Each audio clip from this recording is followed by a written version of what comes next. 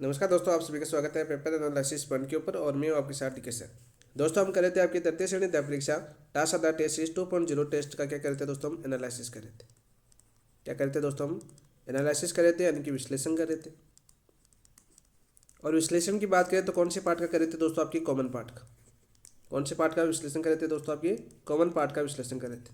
In common part की बात करें तो चाहे आपकी साइंस में सब्जेक्ट हो, चाहे आपके SST हो, चाहे आपकी इंग्लिश हो दोस्त, चाहे आपकी हिंदी है दोस्त, वो चाहे आपके संस्कृत हो, इन 5 सब्जेक्टों की आपकी पोस्ट आई हुई है। इन 5 सब्जेक्टों के अंदर दोस्तों आपकी जो टेस्ट आधारित टेस्ट हुई थी टास्क आधारित, इसके अंदर आपके 80 क्वेश्चन सेम थे। कितने क्वेश्चन सेम थे आपके? 80 क्वेश्चन दोस्तों आपके सेम थे। यानी कि आपके टोटल जो टेस्ट हुए थे, आपके माइनर टेस्ट 10 हुए थे और 2 आपके मेजर टेस्ट हुए थे। तो उनमें 80 क्वेश्चन है दोस्तों। 80 क्वेश्चनों का सिलेबस आपका सेम है। मेन एग्जाम के अंदर भी आपका 80 क्वेश्चन आपको सेम देखने को मिलेंगे। यानी जिस शिफ्ट में आपकी एग्जाम है उस शिफ्ट के बाद वैसे अलग अलग शिफ्ट में आपकी एग्जाम है, तो अलग अलग पेपर होंगे, लेकिन 80 क्वेश्चनों का जो सिलेबस था दोस्तों वो कैसा था आपका? सेम था दोस्तों। ठीक है, 10 क्वेश्चन आपके टीचिंग मेथड के और बाकी 60 क्वेश्चन आपके सब्जेक्ट के। तो दोस्तों हम कर रहे थे आपके 2.0 टेस्ट सीरीज का एनालिसिस। उनमें हम माइनर टेस्ट 1 का एनालिसिस हम कंप्लीट कर चुके हैं, माइनर टेस्ट 2 का एनालिसिस हम कंप्लीट कर चुके हैं, माइनर टेस्ट 3 भी हम कंप्लीट कर चुके हैं, माइनर टेस्ट 4 भी हम कंप्लीट कर चुके हैं। आज अपना माइनर टेस्ट 5 है। तो दोस्तों आपके 2 टेस्ट सीरीज में जो आपका सिलेबस है दोस्तों, सिलेबस है, इस सिलेबस को कितने भागों में बांटा गया था? 2 भागों में। यानी 2 भागों में बांटा गया था। आधा की बात करें, आधा सिलेबस बांटा गया था माइनर टेस्ट 1 से लेकर 5 तक। फिर इन एक आधा सिलेबस का रिवीजन टेस्ट हुआ था आपका। कौन सा टेस्ट हुआ था आपका? रिवीजन टेस्ट हुआ। और रिवीजन टेस्ट कौन सा था आपका? Major test 1। फिर आपका 6 से 10 तक आपका आधा सिलेबस बांटा गया। ठीक है, और इससे आधा सिलेबस का रिवीजन टेस्ट हुआ दोस्तों आपके मेजर टेस्ट 2, जो अगले बुकलेट के अंदर आएंगे। ठीक है, यानी कि आज अपना जो माइनर टेस्ट है ना, इसके साथ ही हम आपकी सिलेबस का एक बार आधे सिलेबस का टेस्ट यानी आधा सिलेबस आज आपका कंप्लीट हो जाएगा। क्या जाएगा दोस्तों? आधा सिलेबस एक बार फिर से अपना रिवीजन के तौर पर देखें तो आज कंप्लीट हो जाएगा इन क्वेश्चनों के माध्यम से बात करें तो। इसके बाद इन टेस्टों का यानी 5 टेस्ट हुए थे, इनका रिवीजन टेस्ट अपना मेजर टेस्ट 1 आपका कल होगा। उसी के आधार पर हम आपकी MCQ कर रहे थे, प्रत्येक ऑप्शन की व्याख्या इसीलिए कर रहे थे ज़्यादा से ज़्यादा अपना रिवीजन हो सके, इस आधार पर हम एनालिसिस करें। जैसा कि आप सभी को पहले से पता है कि हम एनालिसिस किस प्रकार से करते हैं। जो क्वेश्चन आपके आ चुके हैं या आसपास के आने की संभावना होती है, वो सारी क्वेश्चन आपको MCQ के माध्यम से बताए जाते हैं, यानी प्रत्येक ऑप्शन की व्याख्या की जाती है। अब हो सकता है काफ़ी दोस्त अभी भी मैसेज करते हैं, सर इसकी PDF दे दो। तो दोस्तों इसकी PDF की बात करें, हो सकता है उनके पास वीडियो देखने का टाइम ना हो। ठीक है, हो सकता है भाई, उनकी मर्जी है। तो दोस्तों यदि आपको PDF है, PDF अपने टेलीग्राम के ऊपर डाल दीजिए। लास्ट टाइम में जितने ज़्यादा टेस्ट दोगे ना दोस्त, ना जितने ज़्यादा MCQ हल करोगे ना, उतना ही आपको एग्जाम में बेनिफिट मिलने वाला है। तो हो सकता है आप वीडियो नहीं देखते रहो, तो आपकी इस बुकलेट की पूरी PDF बिल्कुल क्लीन PDF, ऐसा नहीं कि टिक भी नहीं लगाया हुआ है। ठीक है, बिल्कुल क्लीन PDF अपने टेलीग्राम के ऊपर। और टेलीग्राम का नाम दोस्तों अपने पेपर एनालिसिस पॉइंट, जिस नाम से अपना यूट्यूब चैनल है उसी नाम से अपना टेलीग्राम चैनल है दोस्त। तो यहाँ पर डाल दी गई, यहाँ पर जाके आप मॉक लगा सकते हो, अपना टेस्ट दे सकते हो, अपना आकलन कर सकते हो। ठीक है, वो आपकी इच्छा पर डिपेंड करता है दोस्त। इसके साथ ही आपकी जो रिवीजन के लिए बात करें तो GST आपकी कलाम जारी करता है, तो GST की बुक भी अपने इसी टेलीग्राम के ऊपर डाल दी गई है। वैसे GST की बुकलेट की पहली आपकी बुकलेट थी 30 क्वेश्चन, जो आपके जीके के अलावा पार्ट है। आपके जो जीके के अलावा जो आपके पार्ट है 80 क्वेश्चनों में से 30 क्वेश्चन ऐसे हैं जो जीके के अलावा पार्ट है। इन 30 क्वेश्चनों की बात करें तो इसकी GST की बुकलेट की अपनी क्लास चल रही है दोस्तों, रिवीजन क्लास। और इसके अंदर दोस्तों अपनी 9 क्लास अपनी कंप्लीट हो चुकी है। कितनी क्लास अपनी कंप्लीट हो चुकी है? 9 क्लास अपनी कंप्लीट हो चुकी है। जो रिवीजन करना चाहिए तो देख सकता है दोस्त। तो बहुत ही बेहतरीन तरीके से अपना ये सेशन रहा था, क्योंकि हमने जब से शुरुआत की थी कलाम की, जो टेस्ट शुरू थे उसके पहले दिन से हमने शुरुआत की थी। पहले 7 दिन हमने MCQ के माध्यम से उस टारगेट को कवर किया जिस प्रकार से लाइब्रेरी बेस में होता है। जैसा कि जो शुरू से जुड़े हुए उन दोस्तों को पता है, उन 7 दिन तक हमने उन बुकलेटों के MCQ किए बहुत ही शानदार तरीके से व्याख्या के साथ। और उसका टेस्ट हुआ तो उस टेस्ट में फिर उनका आकलन किया, तो टेस्ट का फिर हमने एनालिसिस किया 1.0 का। ठीक है, 1.0 की बात कर रहा हूँ। काफ़ी दोस्तों को इसका बेनिफिट मिला और काफ़ी दोस्त शुरू से जुड़े हुए हैं। और उनका कोर्स भी मैं मानता हूँ लगभग मैंने 2 बार तो मैंने करवा दिया कंप्लीट। जैसे नाथ पब्लिकेशन बुक से करवा दिया, आपको कलाम की बुकलेट आपको पूरी करवाई है लाइन टू लाइन, एक भी लाइन ऐसी नहीं छोटी है जो आपको MCQ के माध्यम से कवर नहीं करवाई। यानी ऑथेंटिक बुक की बात करें, जैसे अधीनस्थ बोर्ड की बात करें, चाहे RPC की बात करें, अधीनस्थ बोर्ड की बात करें, तो वो बोलते हैं ना जैसे RPC के साउंड नहीं खाता कि ऑथेंटिक बुक पढ़ो। तो दोस्तों कलाम की जो बुकलेट है ऑथेंटिक बुक की कॉपी है। ठीक है, कलाम वाले खुद नहीं लिखते हैं, ऑथेंटिक बुक की कॉपी करके आपकी सिलेबस है ना उसके अनुसार कॉपी पेस्ट करते हैं। ठीक है, वो सभी आप सभी को पता है, वैसे आप सभी समझदार हो, इसीलिए कलाम की बुकलेट में इतना ज़्यादा मैटर मिलता है। ठीक है, एक भी पॉइंट नहीं छोड़ते, वो सारे जितने ऑथेंटिक बुक में जैसा जैसा लिखा गया है ना वैसा वैसा आपको कॉपी पेस्ट मिलेगा। तो यहाँ पर यदि आपको 80 से 85% मैटर मिलता है तो दोस्त 15% तो आप कवर भी नहीं कर पाते हो। ठीक है, एक तरह से हम लॉजिक सोचे तो आप 80 से 85% का मैटर यदि कलाम की बुकलेट से मिल जाता है तो कलाम की बुकलेट से बेहतर कोई बुक नहीं है वर्तमान समय में। यदि बात करो GK पार्ट की बात करो तो वो आपकी समझ में आता रहता है, लेकिन वो बुक की समझ में कैसे आएगी जब उन बुकों को आप क्वेश्चन बना के याद करोगे या उनका विश्लेषण करके याद करोगे, उनमें से आप खुद के नोट्स बनाओगे, यानी सेल्फ स्टडी को ज़्यादा महत्व दोगे न बजाय क्लासरूम। तो इसी के आधार पर हमने एमसीक्यू किए थे, बहुत ही शानदार तरीके से आप सभी को पता है वैसे तो आपका सिलेबस भी हम कंप्लीट करवा चुके हैं, साथ साथ आपके टेस्ट भी हम कंप्लीट करवा चुके हैं, और इसके साथ ही मैंने बोला था आपको 2.0 के एनालिसिस करवा रहा हूँ। तो अब तक दोस्तों हम 4 टेस्ट एनालिसिस कर चुके हैं, आज आपका 5वां टेस्ट है, कल आपका मेजर टेस्ट हो जाएगा, फिर हम आधे सिलेबस की कंटिन्यू करेंगे, लगभग 12 तारीख तक अपने टेस्ट ही कंप्लीट हो जाएंगे, ठीक है, ताकि आपका सिलेबस एक बार फिर से रिवीजन के माध्यम से कंप्लीट हो जाएगा दोस्तों। तो चलिए दोस्तों शुरुआत करते हैं वैदिक क्लास की। तो शुरुआत करने से पहले जिन दोस्तों ने अभी तक चैनल को सब्सक्राइब नहीं किया है वो चैनल को सब्सक्राइब कर देना, वीडियो को लाइक कर देना और अपने दोस्तों के साथ शेयर भी कर देना, ठीक है। तो चलिए दोस्तों आज का पहला क्वेश्चन देखते हैं। वैसे करते नहीं हो आप लाइक वगैरह, लेकिन बोलना जरूरी होता है, ठीक है, क्या पता किसी दोस्त को हेल्प करने में मजा आ जाए। लोकमान्य तिलक ने अपने किस समाचार पत्र में बिजोलिया किसान आंदोलन पर संपादकीय लेख लिखा था? अभ्युदय, राजस्थान केसरी, भारत मित्र या मराठा? तो दोस्तों राइट आंसर क्या हो जाएगा आपका? ऑप्शन नंबर 4 आपका राइट आंसर हो जाएगा मराठा। मराठा कहाँ से प्रकाशित होता था दोस्त? मराठा प्रकाशित होता था आपका पुणे से। कहाँ से प्रकाशित होता था दोस्तों? आपकी पुणे से प्रकाशित होता था। सबसे पहले ऑप्शनों की व्याख्या करते हैं। राजस्थान केसरी है दोस्तों, राजस्थान केसरी पहले सबसे पहले प्रकाशित होता था 1919 में। कहाँ से दोस्तों? आपकी वर्धा से। और फिर आपके 1921 के अंदर कहाँ पर आ गया था दोस्तों? आपके अजमेर में आ गया था। और अजमेर में राजस्थान की बात करें फिर आपका तरुण राजस्थान, रमीर राजस्थान के नाम से पड़े थे, ठीक है। रामनारायण चौधरी आए थे, फिर आपके नवीन राजस्थान, और फिर आपके जयनारायण व्यास ने आपके तरुण राजस्थान के नाम से इसका प्रकाशन किया था। वर्धा से राजस्थान केसरी के नाम से हुआ था। और प्रमुख संपादक बने थे आपके विजय सिंह पथिक। कौन बने थे? आपके विजय सिंह पथिक, ठीक है। भूप सिंह गुर्जर बिजोलिया किसान आंदोलन के द्वितीय चरण के नेतृत्व करता। दोस्तों अभ्युदय की बात करें दोस्तों, अभ्युदय आपके प्रयाग में प्रकाशित होता था, आपका प्रयाग में होता था। और भारत मित्र की बात करें दोस्तों तो कोलकाता में प्रकाशित होता था। कहाँ से होता था आपका दोस्तों? कोलकाता में। सीधा क्वेश्चन पूछ लिया जाता है पहले यहाँ से कहाँ से प्रकाशित होता है, तो ये चीज़ें आपको पता होनी चाहिए। वैसे डिटेल से मैंने आपको करवाई, तो ऑप्शन नंबर 4 आपका राइट आंसर हो जाएगा। देखो बिजोलिया किसान आंदोलन से आया, तो बिजोलिया किसान आंदोलन की बात कर लेते हैं दोस्तों 2 लाइन के अंदर। बाकी पूरा तो डिटेल से इतना नहीं पढ़ा पाएंगे इतने जगहों के अंदर, क्योंकि हम पहले डिटेल से कर चुके हैं। तो आधुनिक इतिहास से मैंने पहले बोला आपका, आधुनिक इतिहास से आपके आधुनिक इतिहास से एक बार बता देता हूँ फिर से दोस्तों। आधुनिक इतिहास की बात करते हैं, आधुनिक इतिहास के क्वेश्चन है सारे के सारे। आपके 7 टॉपिक है, कितने आपके? 7 टॉपिक है। 1857 क्रांति से लेकर आपकी जो व्यक्तित्व वाला टॉपिक है ना वहाँ तक। इन 7 टॉपिकों की दोस्तों आपके 6 से 7 क्वेश्चन आपके 100% छपेंगे। हर टॉपिक से आपको क्वेश्चन देखने को मिलेगा। तो आधुनिक इतिहास को एक बार जरूर पढ़ना, बजाय प्राचीन इतिहास यानी राजवंश वगैरह एग्जाम के टाइम पर नहीं पढ़े जाते दोस्त। राजवंश कितना बड़ा टॉपिक है। एक टॉपिक आपकी 5 सभ्यता है, वैसे कल भी बताया था, मैं फिर से बता देता हूँ, हो सकता है किसी दोस्त को फायदा हो जाए। 5 सभ्यता है आपकी कौन कौन सी? आपकी कालीबंगा है, बेराट है, और आपकी बालाथल है, गणेश्वर है और आड़ है। तो यहाँ से एक क्वेश्चन आने वाला दोस्तों, ठीक है। 1 या 2 क्वेश्चन, कभी 2 आ जाता है किसी शिफ्ट में, कभी 1 आ जाता है। एक राजवंश है फिर आपका प्राचीन इतिहास के अंदर। तो राजवंश के अंदर आपके दोस्तों 3 क्वेश्चन आएंगे, यानी 5 क्वेश्चनों का मैटर है। उन 3 क्वेश्चनों में से आप आराम से 2 क्वेश्चन कर पाओगे। इस प्रकार से राजवंश के क्वेश्चन पूछे जाते हैं।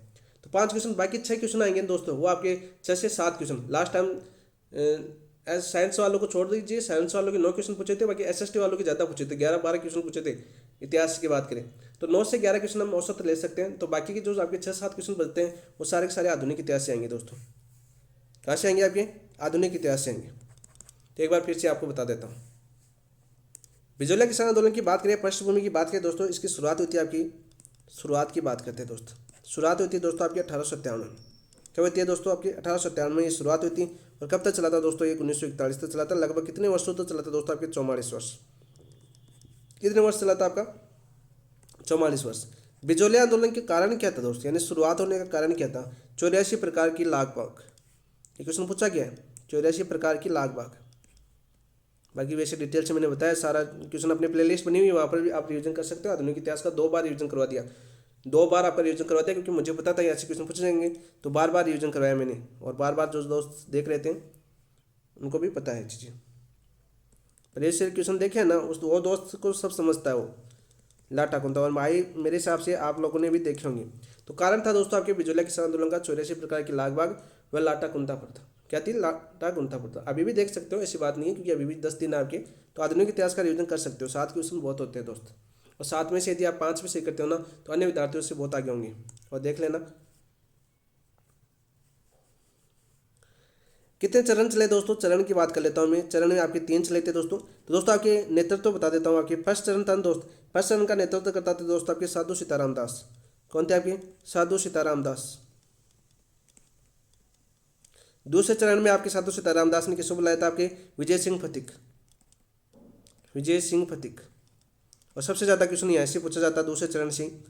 और वैसे ये भी पूछ लिया जाता है कि फर्स्ट चरण में कौन कौन सदस्य शामिल थे, इस प्रकार से क्वेश्चन पूछेंगे। तो सारे क्वेश्चन करवाए हुए हैं दोस्तों मेरे। तीसरे की बात करें, तीसरे चरण के अंदर आपके माणिकलाल वर्मा ने किया था दोस्त। किसने किया था? आपके माणिकलाल वर्मा ने किया था। और दोस्तों चरण भी पूछ लिया जाता है, यानी प्रथम चरण कब से कब तक चला? 1897 से लेकर आपके 1915 तक चला। और द्वितीय चरण आपकी 1915 से लेकर 1923 तक चला। और तीसरा चरण दोस्तों आपके 3 साल इसका कोई नेतृत्व नहीं किया। 3 साल बीच में किसी ने कोई नेतृत्व नहीं किया बिजोलिया का। और तीसरा चरण चला था आपका 1927 से 1941 तक। तो ये भी आपका पूछा जा चुका है एग्जाम के अंदर, यानी डिटेल से आपको पूरा करवाया था, समझा के। नेक्स्ट क्वेश्चन की बात करते हैं दोस्त।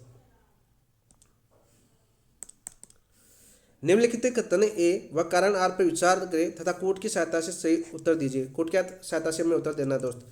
कथन दे रखा आपका कथन है 1931 में बोझिल लंबरदार के नेतृत्व में भरतपुर किसान आंदोलन हुआ। बोझिल लंबरदार के नेतृत्व में भरतपुर किसान आंदोलन हुआ। आपकी यदि 10th वाली बुक पढ़ते हो ना, इतिहास वाली, उसके अंदर सिर्फ ये एक लाइन लिखी हुई है कि भरतपुर का जो आंदोलन हुआ था उसके नेतृत्वकर्ता कौन थे? आपके बोझिल लंबरदार थे। और इतनी बार ये क्वेश्चन पूछा जा चुका है, इतनी बार हद नहीं है। ठीक है, इंपॉर्टेंट क्वेश्चन है दोस्त, याद करना। एक ही लाइन लिखी हुई है और यही लाइन पूछी जाती है बार बार एग्जाम के अंदर। भरतपुर राज्य में 1931 में नया भू बंदोबस्त लागू हुआ, जिससे लंबरदार एवं पटेलों की भू राजस्व वसूली में कठिनाई का सामना करना पड़ रहा था। तो कारण भी बिल्कुल सही दे रखा है, कारण भी बिल्कुल सही दे रखा है। तो देखो ए और आर दोनों सही है तथा आर एक का सही विश्लेषण भी है। तो ऑप्शन नंबर 2 एक आपका राइट आंसर हो जाएगा। ऑप्शन नंबर 1 आपका राइट आंसर हो जाएगा दोस्त। अब एक नया और क्वेश्चन पूछा है 2025 के अंदर, यानी आपकी फर्स्ट ग्रेड की बात कर लेता हूँ। यहाँ पर एक क्वेश्चन पूछा है आपका फर्स्ट ग्रेड 2025 के अंदर। यहाँ से पूछा कि जो नया भू बंदोबस्त लागू हुआ था दोस्तों, इसके अंदर लागत कितनी निर्धारित की गई थी? भाई लगान का निर्धारण कितना किया गया था दोस्तों? लगान का निर्धारण, ये क्वेश्चन आपका पूछा गया है फर्स्ट ग्रेड 2025 के अंदर। तो दोस्तों ये किया गया था दोस्तों 1/3। कितना किया गया आपका? 1/3 2025 आपकी फर्स्ट ग्रेड के अंदर ये पूछा है। किसके अंदर?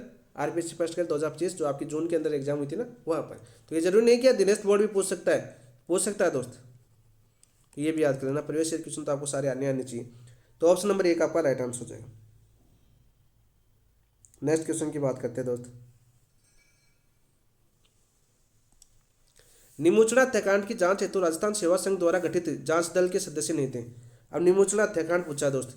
अब तो सबसे पहले तो आपको ये पता होना चाहिए कि निमुचड़ा हत्याकांड कब हुआ था, कहाँ हुआ था। ये चीज़ें याद है तो आप आराम से कर दोगे। तो निमुचड़ा हत्याकांड दोस्तों आपके कहाँ पर पड़ता है दोस्तों? अलवर के अंदर। कहाँ पर पड़ता है? आपकी अलवर के अंदर पड़ता है। और ये कब हुआ था दोस्तों निमुचड़ा हत्याकांड? बताओ भाई। तो दोस्तों ये हुआ था आपका 14 मई 1925 को। कब हुआ था आपका? 14 मई 1925 को ये हुआ था दोस्त। 14 मई 1925 को। मैं वैसे समझा चुका हूँ आपको पहले भी कि निमुचड़ा हत्याकांड कब हुआ था आपका? 14 मई 1925 को हुआ था। अब बात करते हैं दोस्तों 14 मई 1925 में आदेश किसने दिया था दोस्तों? आदेश दिया था आपका छज्जू सिंह ने, जिसे राजस्थान का जनरल डायर भी बोलते हैं। इसे क्या बोलते हैं दोस्तों? छज्जू सिंह को राजस्थान का जनरल डायर। बहुत बार एग्जाम में पूछा गया है दोस्त। अब हमें पूछा है कि राजस्थान सेवा संघ, आप देखो राजस्थान सेवा संघ का भी पता होना चाहिए। गठन कब हुआ था दोस्तों आपका? इसका गठन हुआ था 1919। कहाँ पर? आपके वर्धा के अंदर। तो सबसे पहले तो गठन की बात कर लेते हैं। कब हुआ था? 1919 वर्धा। वर्धा कहाँ पर पड़ता है दोस्तों? आपके महाराष्ट्र के अंदर। तो चीज़ें आपको पता होनी चाहिए, क्योंकि पॉइंट टू पॉइंट यदि जिस दोस्त ने शुरू से क्लास देखी है ना, उन हर दोस्त को ये पता है कि कहाँ पर किसी प्रकार से क्वेश्चन बन सकता है। और क्वेश्चनों से हम अपना सिलेबस किस प्रकार से कवर करते हैं, इन चीज़ों का पता कब चलेगा? जब आप एमसीक्यू प्रैक्टिस करेंगे। और एमसीक्यू को इस हद तक हमने प्रैक्टिस करवाई है जितने संसाधन थे उसके आधार पर, जैसा कि जो दोस्त आप सभी को पता भी है। अब बात करते हैं राजस्थान सेवा संघ दल के सदस्य नहीं थे। बताओ भाई कौन नहीं थे आपके? बताओ भाई, राजस्थान सेवा संघ के सदस्य नहीं थे, कौन नहीं थे? तो दोस्तों आपके लादूराम जोशी थे, आपके हरि भाई किंकर भी थे आपके, ठीक है। कलंतरी भी थे। कौन थे आपके? कलंतरी भी थे, ठीक है। सीधा क्वेश्चन पूछा जाता है। माणिकलाल वर्मा नहीं थे दोस्त। क्या नहीं थे आपके? माणिकलाल वर्मा जी नहीं थे। तो ऑप्शन नंबर 4 आपका राइट आंसर हो जाएगा। क्या जगह आपका? ऑप्शन नंबर 4 आपका राइट आंसर हो जाएगा। और इस हत्याकांड का, निमुचड़ा हत्याकांड का संपूर्ण ब्यौरा का मतलब संपूर्ण जानकारी किसने? राजस्थान सेवा संघ प्रकाशित करता आपका समाचार पत्र। कौन सा?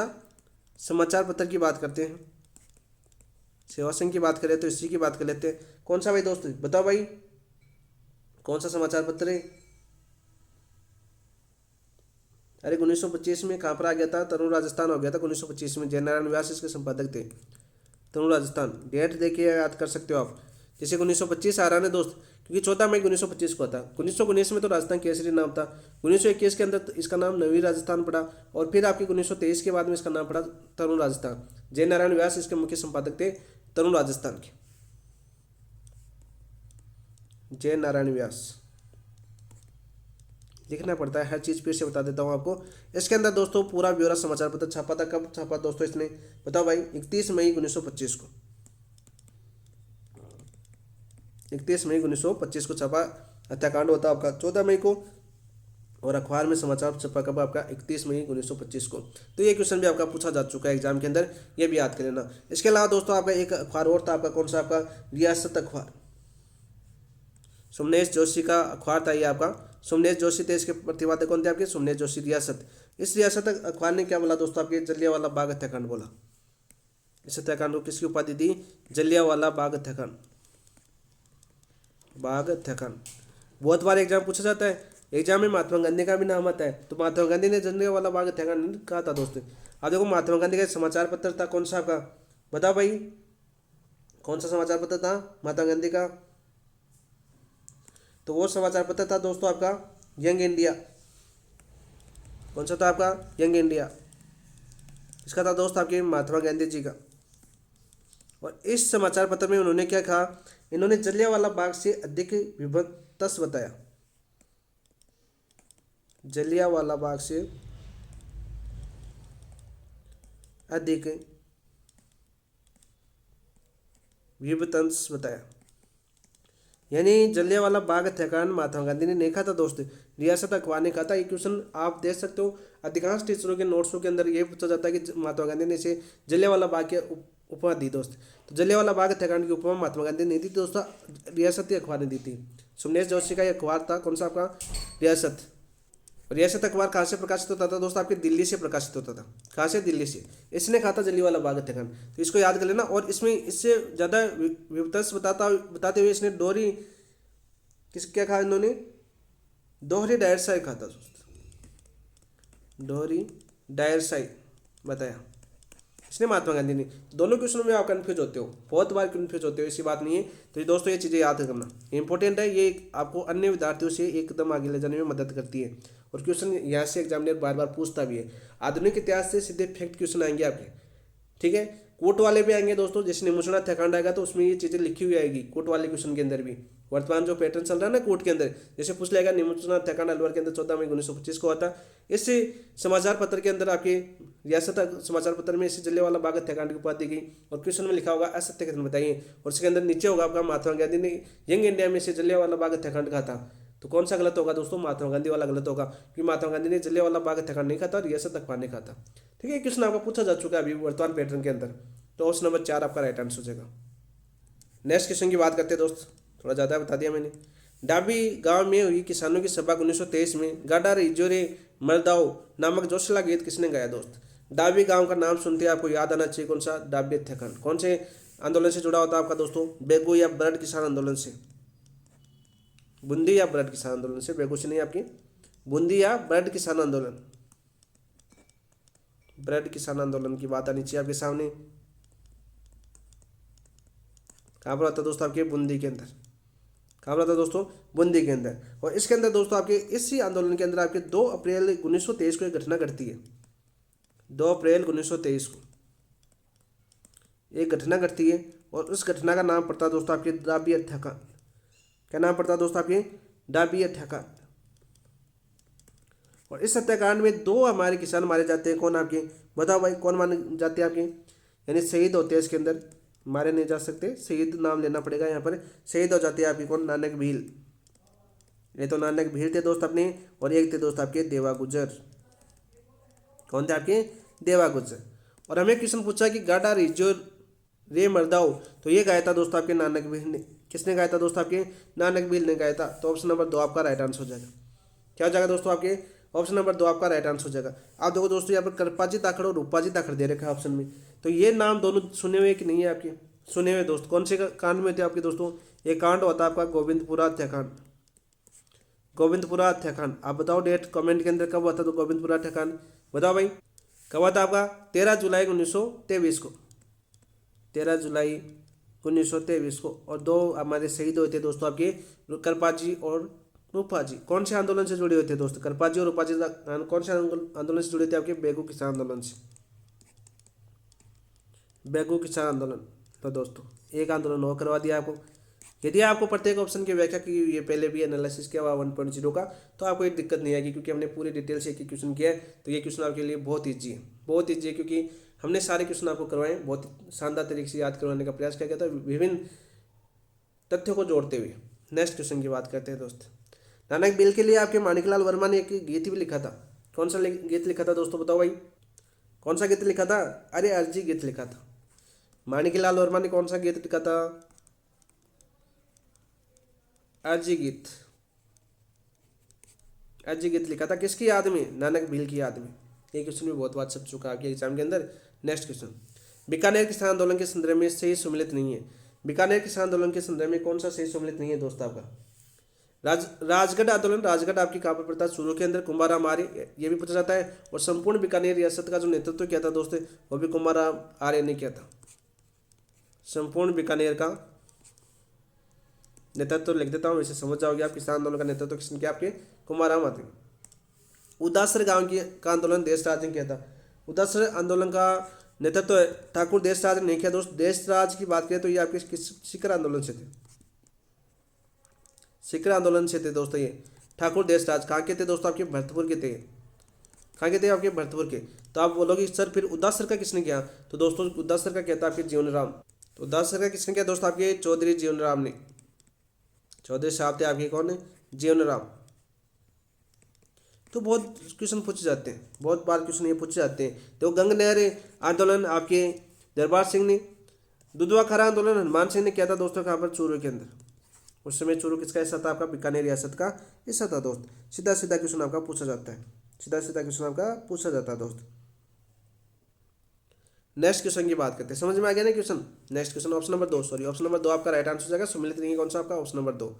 नेक्स्ट क्वेश्चन ये देखिए, निम्नलिखित घटनाओं के को कालक्रम अनुसार कीजिए। अब आपको ये चीज़ें याद होनी चाहिए। अब देखो पहला पूछा आपके डाबड़ा ठकान। कौन सा ठकान?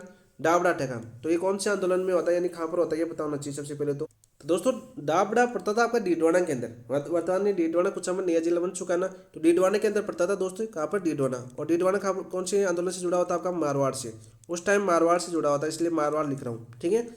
और यह डाबड़ा ठकान कब हुआ था दोस्तों? मैंने डेट बताई थी आपकी, बार बार पूछा जाता है। 13 मार्च 1947 को। तो हुआ था आपका 13 मार्च 1947 को होता। सीधा सीधा क्वेश्चन पूछा जाता है। इसके अंदर इसकी जो अध्यक्षता कर रहे थे वो कर रहे थे आपके मथुरादास माथुर कर रहे थे, ठीक है। और इसके अंदर दोस्तों आपके नरसिंह कच्छावा, चुनीलाल, हरिश्चंद्र और बंशीधर आदि कार्यकर्ता मारे गए थे दोस्तों, ठीक है। ये क्वेश्चन आपका पहले से डिटेल से कर चुके हैं, लेकिन हमें डेट पूछी तो 13 मार्च 1947 को। चंडावल हत्याकांड की बात करें दोस्त, चंडावल हत्याकांड भी किससे जुड़ा हुआ था? आपका मारवाड़ से जुड़ा हुआ था। किससे जुड़ा हुआ था दोस्त? आपके मारवाड़ किसान आंदोलन से जुड़ा हुआ था। वैसे आंदोलन शुरू हो चुका था आपका 1942, 28 मार्च 1942 को हो चुका था आपका, 28 मार्च 1942, ठीक है दोस्त। दो डेट याद होगी। जयसिंहपुरा और खुड़ी हत्याकांड, दोनों के नाम सुनते हैं आपको याद होने चाहिए। दोनों किससे जुड़े होते हैं आपके? दोनों के दोनों सीकर आंदोलन से जुड़े हुए थे। किससे जुड़े होते हैं आपके? शेखावटी या सीकर आंदोलन। शेखावटी लिख देता हूँ ताकि आप अच्छे से समझ जाओगे, ठीक है। जयसिंहपुरा हत्याकांड कब हुआ था दोस्त, बताओ भाई। दोस्तों जयसिंहपुरा हत्याकांड हुआ था आपका 21 जून 1934 को, 21 जून 1934 को हुआ था। और खुड़ी हत्याकांड कब हुआ था दोस्त, बताओ। खुड़ी हत्याकांड ये होता दोस्त आपके 22 मार्च 1935 को। कब हुआ था आपका? 22 मार्च 1935 को हुआ था। यहाँ पर दोस्तों एक चीज़ और याद करना,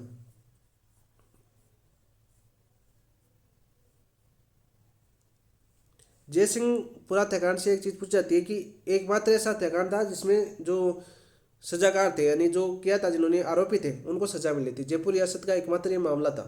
कौन सा? जयसिंहपुरा हत्याकांड वाला है। क्वेश्चन आपका पूछा जा चुका, जहाँ तक मुझे याद आ रहा है। इसके अंदर जो आरोपी थे दोस्तों, उन आरोपियों को क्या मिली थी, सजा मिली थी। ठीक है, और संपूर्ण राजस्थान के अंदर जितने भी किसान आंदोलन होते हैं उसमें से हत्याकांड होते हैं, उनमें से सबसे महत्वपूर्ण आंदोलन हत्याकांड ये बनता है, क्योंकि यहाँ पर जो आरोपी थे उनको क्या मिलती है दोस्तों, आपकी सजा मिली थी। अब दोस्तों आप डेट लगा सकते हो, कालानुक्रम आप जचा सकते हो आराम से। चारों की मैंने डेट बता दी, तो चेक का राइट आंसर क्या हो जाएगा दोस्तों आपका। पहले आएगा दोस्तों आपके 1934, 3 आएगा। फिर आएगा दोस्तों आपके 1935, फिर दोस्तों आपके 1947,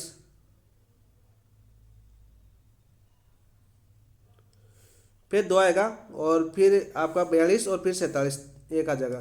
तो ऑप्शन नंबर 2 आपका राइट आंसर हो जाएगा।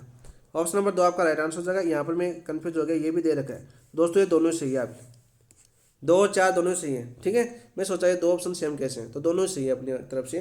तो ऑप्शन नंबर 2 हम सही मान लेते हैं, 4 भी अपन सही मान लेते हैं। ठीक है, सेम में दे रखे।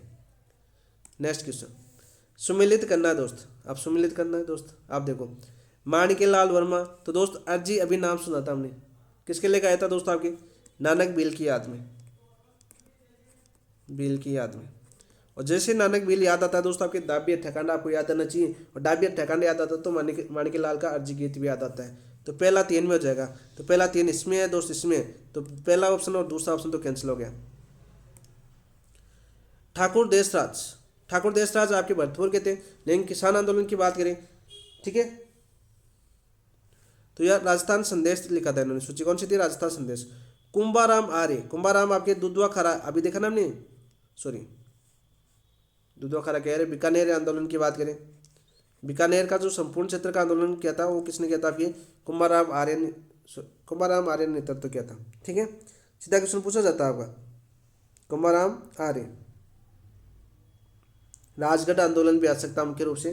तो इन्होंने कौन सा लिखा था दोस्त, आपके किसान यूनियन क्यों। और जय नारायण व्यास की बात करें, संघर्ष है आपका, जय नारायण व्यास वैसे संघर्ष ही करते रहते हैं अपने जीवन के अंदर। और मारवाड़ के अंदर याद करना हो तो जय नारायण व्यास को याद करना दोस्तों, मारवाड़ के लिए बहुत कुछ किया जय नारायण व्यास ने। तो राइट आंसर क्या हो जाएगा दोस्तों, आपके मिला दिया मैंने, ऑप्शन नहीं काटे, 2 दे रखा था तो वैसे आपका हो जाता है। तो आप देखो इन दोनों में कन्फ्यूज होते हैं, तो कुंभाराम आर्य ने लिखी थी किसान यूनियन क्यों, और बहुत बार एग्जाम पूछी जा चुकी है। तो ऑप्शन नंबर 3 आपका राइट आंसर हो जाएगा। क्या हो जाएगा दोस्त आपका, ऑप्शन नंबर 3 आपका राइट आंसर हो जाएगा। नेक्स्ट क्वेश्चन नंबर 8, इनमें से कौन सा नेता सीकर किसान आंदोलन से संबंधित नहीं था, बताओ भाई। सीकर किसान आंदोलन से संबंधित नहीं था, पन्ने सिंह, चेतराम, बलदेव मिर्दा, रामनारायण चौधरी, सॉरी रामनारायण चौधरी, सॉरी। तो राइट आंसर क्या जगह आपका 8 का, ऑप्शन नंबर 4 बलदेव मिर्दा आपके सीकर किसान आंदोलन से नहीं जुड़े थे दोस्त। सीकर किसान आंदोलन की बात करें तो कुछ क्वेश्चन बहुत बार पूछे जाते हैं आपके। आंदोलन की बात करते दोस्तों, ये शुरू कब होता है आपका, शुरू होता है आपका 1922 के अंदर। कब होता है आपका 1922 के अंदर, थोड़ा जल्दी करते हैं तो शब्द ऐसे निकलते हैं। ठीक है, तो रामनारायण जी चौधरी थे दोस्त। ठीक है, 1922 की बात करते हैं हम।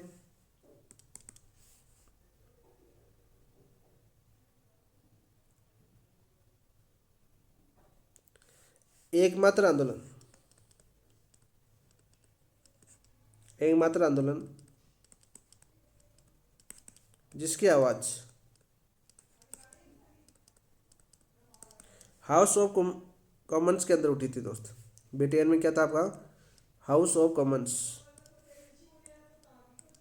House of Commons.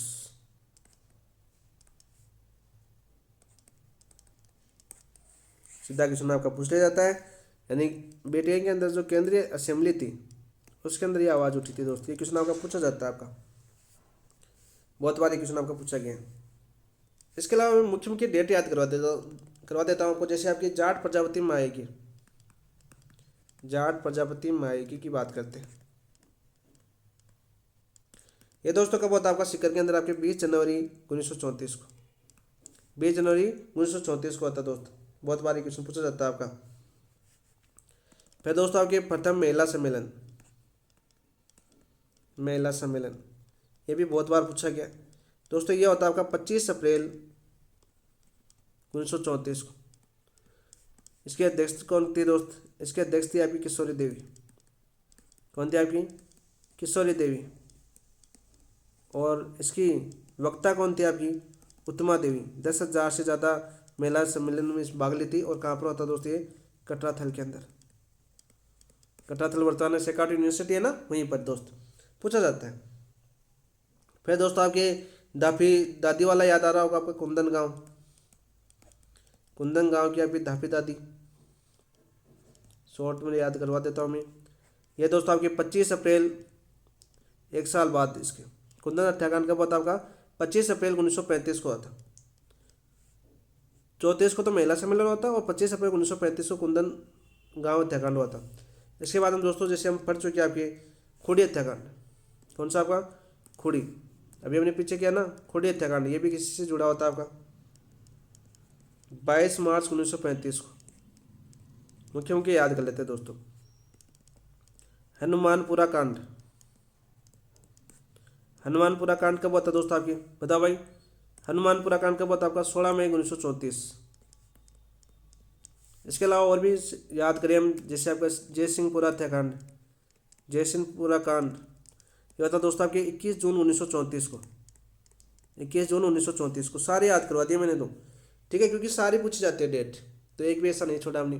तो सीकर किसान आंदोलन से जितनी भी डेटें पूछी जाती है वो सारी याद कर लेना दोस्तों, ये पूरी डेटें आपको यहाँ पर देखने को मिल सकती है एग्जाम के अंदर। तो दोस्तों आपके बलदेव मिर्दा नहीं थे दोस्त, बलदेव मिर्दा कौन से आंदोलन से जुड़े होते हैं आपके, मारवाड़ से, कौन से थे, मारवाड़ से। और इनके नेता मिर्दा परिवार आपने सुना होगा, नागौर के अंदर अभी भी चुनाव लड़ता है, वर्तमान में तो बीजेपी में शामिल हो गया मिर्दा परिवार, है ना, पहले कांग्रेस में था शायद, मिर्जा परिवार कांग्रेस में था ना मेरे हिसाब से, अब इस बार बीजेपी में शामिल हो चुका है, मुझे इतना याद नहीं है।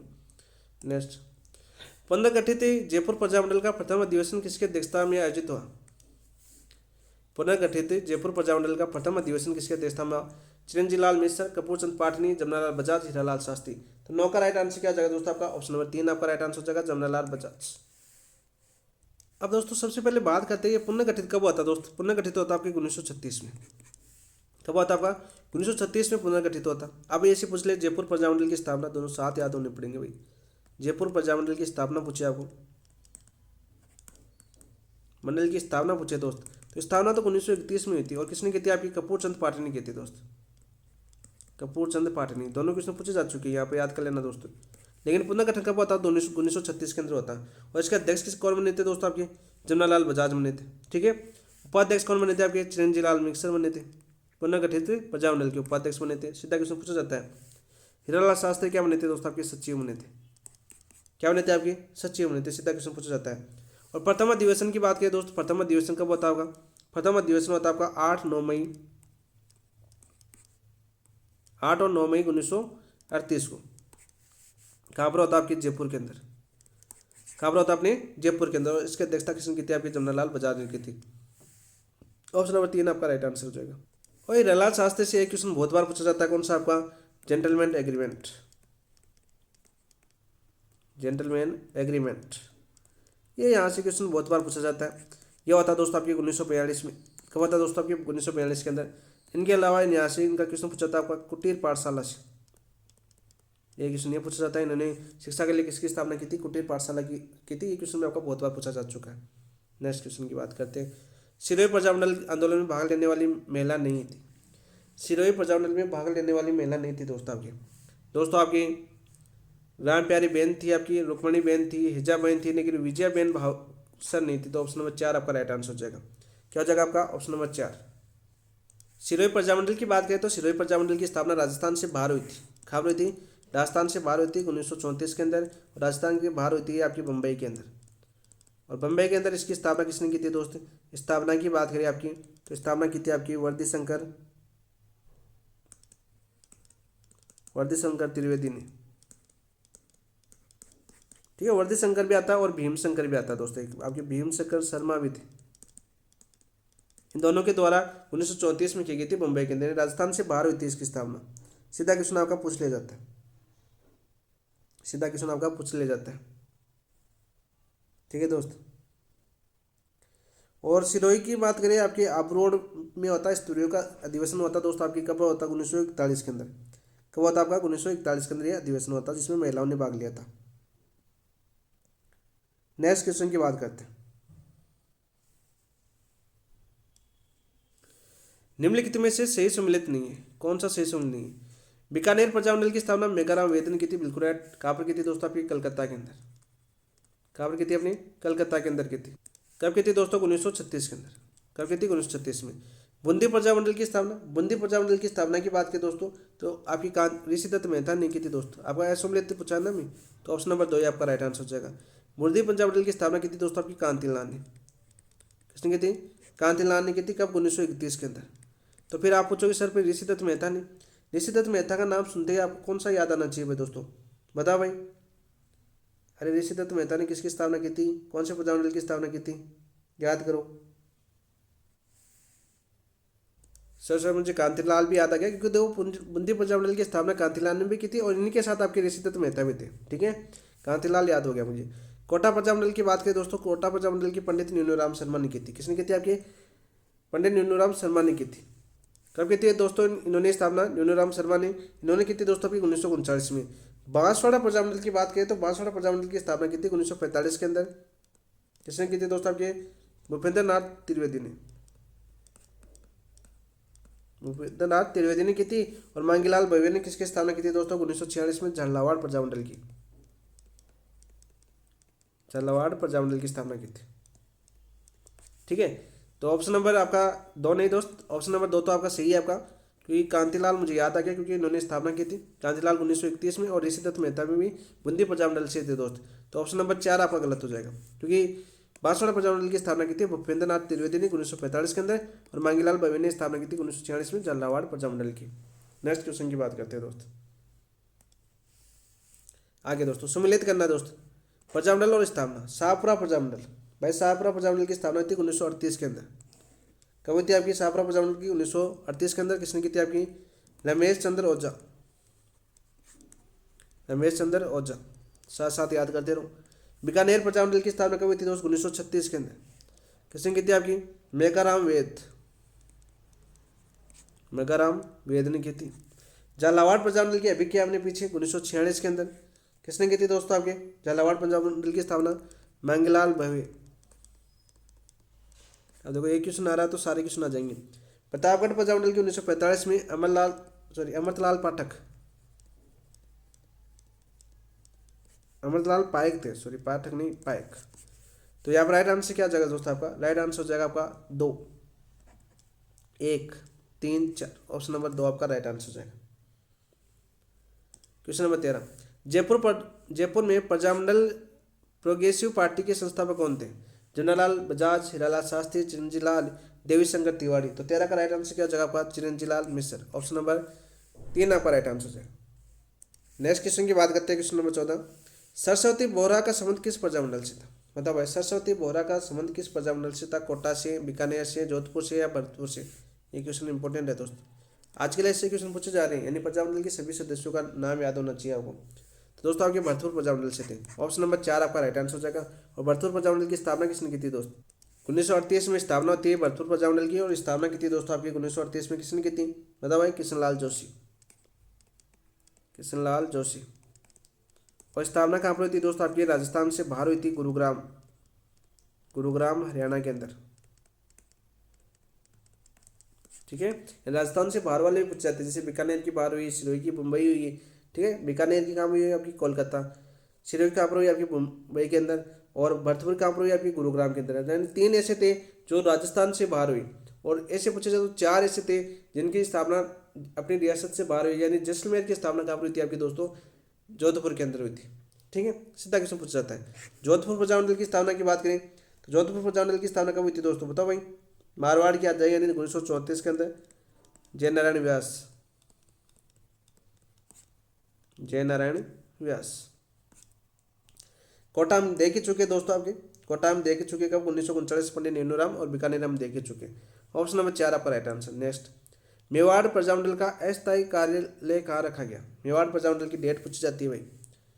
अस्थायी कार्यालय कहाँ रखा गया? चित्तौड़गढ़, जोधपुर, अजमेर, बीकानेर। तो दोस्तों यहाँ पर आप सीधे ऑप्शन काट सकते हो। देखो बीकानेर नहीं हो सकता, जोधपुर नहीं हो सकता, चित्तौड़ और अजमेर बचे।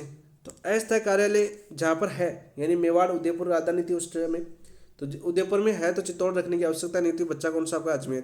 तो आप समझ के आधार पर भी इसको कर सकते हैं। तो ऑप्शन नंबर 3 आपका राइट आंसर हो जाएगा। मेवाड़ प्रजामंडल की डेट पूछी जाती है, इसकी स्थापना कब हुई थी? बहुत बार इसकी डेट पूछी गई दोस्तों। स्थापना हुई थी इसकी 24 अप्रैल 1938 को, 24 अप्रैल 1938 को मेवाड़ प्रजामंडल की स्थापना होती है। सीधा सीधा क्वेश्चन पूछा जाता है दोस्त, ठीक है। इसके अध्यक्ष कौन बने थे आपके? प्रथम बात करें फर्स्ट अध्यक्ष की बात कर लेते हैं, थोड़ी थोड़ी हम रिविजन कर लेते हैं। तो दोस्तों वो थे आपके बलवंत सिंह मेहता, बलवंत सिंह मेहता साहब थे। और वहीं बात करें दोस्तों इसी प्रजामंडल के उपाध्यक्ष कौन थे? भूरेलाल भैया दोस्त, प्रथम उपाध्यक्ष थे आपके भूरेलाल भैया। और वहीं बात करें दोस्तों आपके महामंत्री कौन थे? दोस्तों आपके महामंत्री थे दोस्तों अपने माणिक्यलाल वर्मा, माणिक्यलाल वर्मा। सीधे सीधे क्वेश्चन पूछे जाते हैं दोस्त। नेक्स्ट क्वेश्चन, किस प्रजामंडल की स्थापना राजपूताने से बाहर की गई थी? अभी बताया मैंने। जैसलमेर की स्थापना कहाँ पर हुई थी दोस्तों? जोधपुर के अंदर, जोधपुर में, ठीक है। कब हुई थी दोस्तों? 1945 के अंदर। कब हुई थी? 1945 के अंदर। किसने की थी? आपकी मीठालाल व्यास। किसने की थी दोस्तों? आपकी मीठालाल व्यास ने की थी। सीधा क्वेश्चन आपका पूछ लिया जाता है।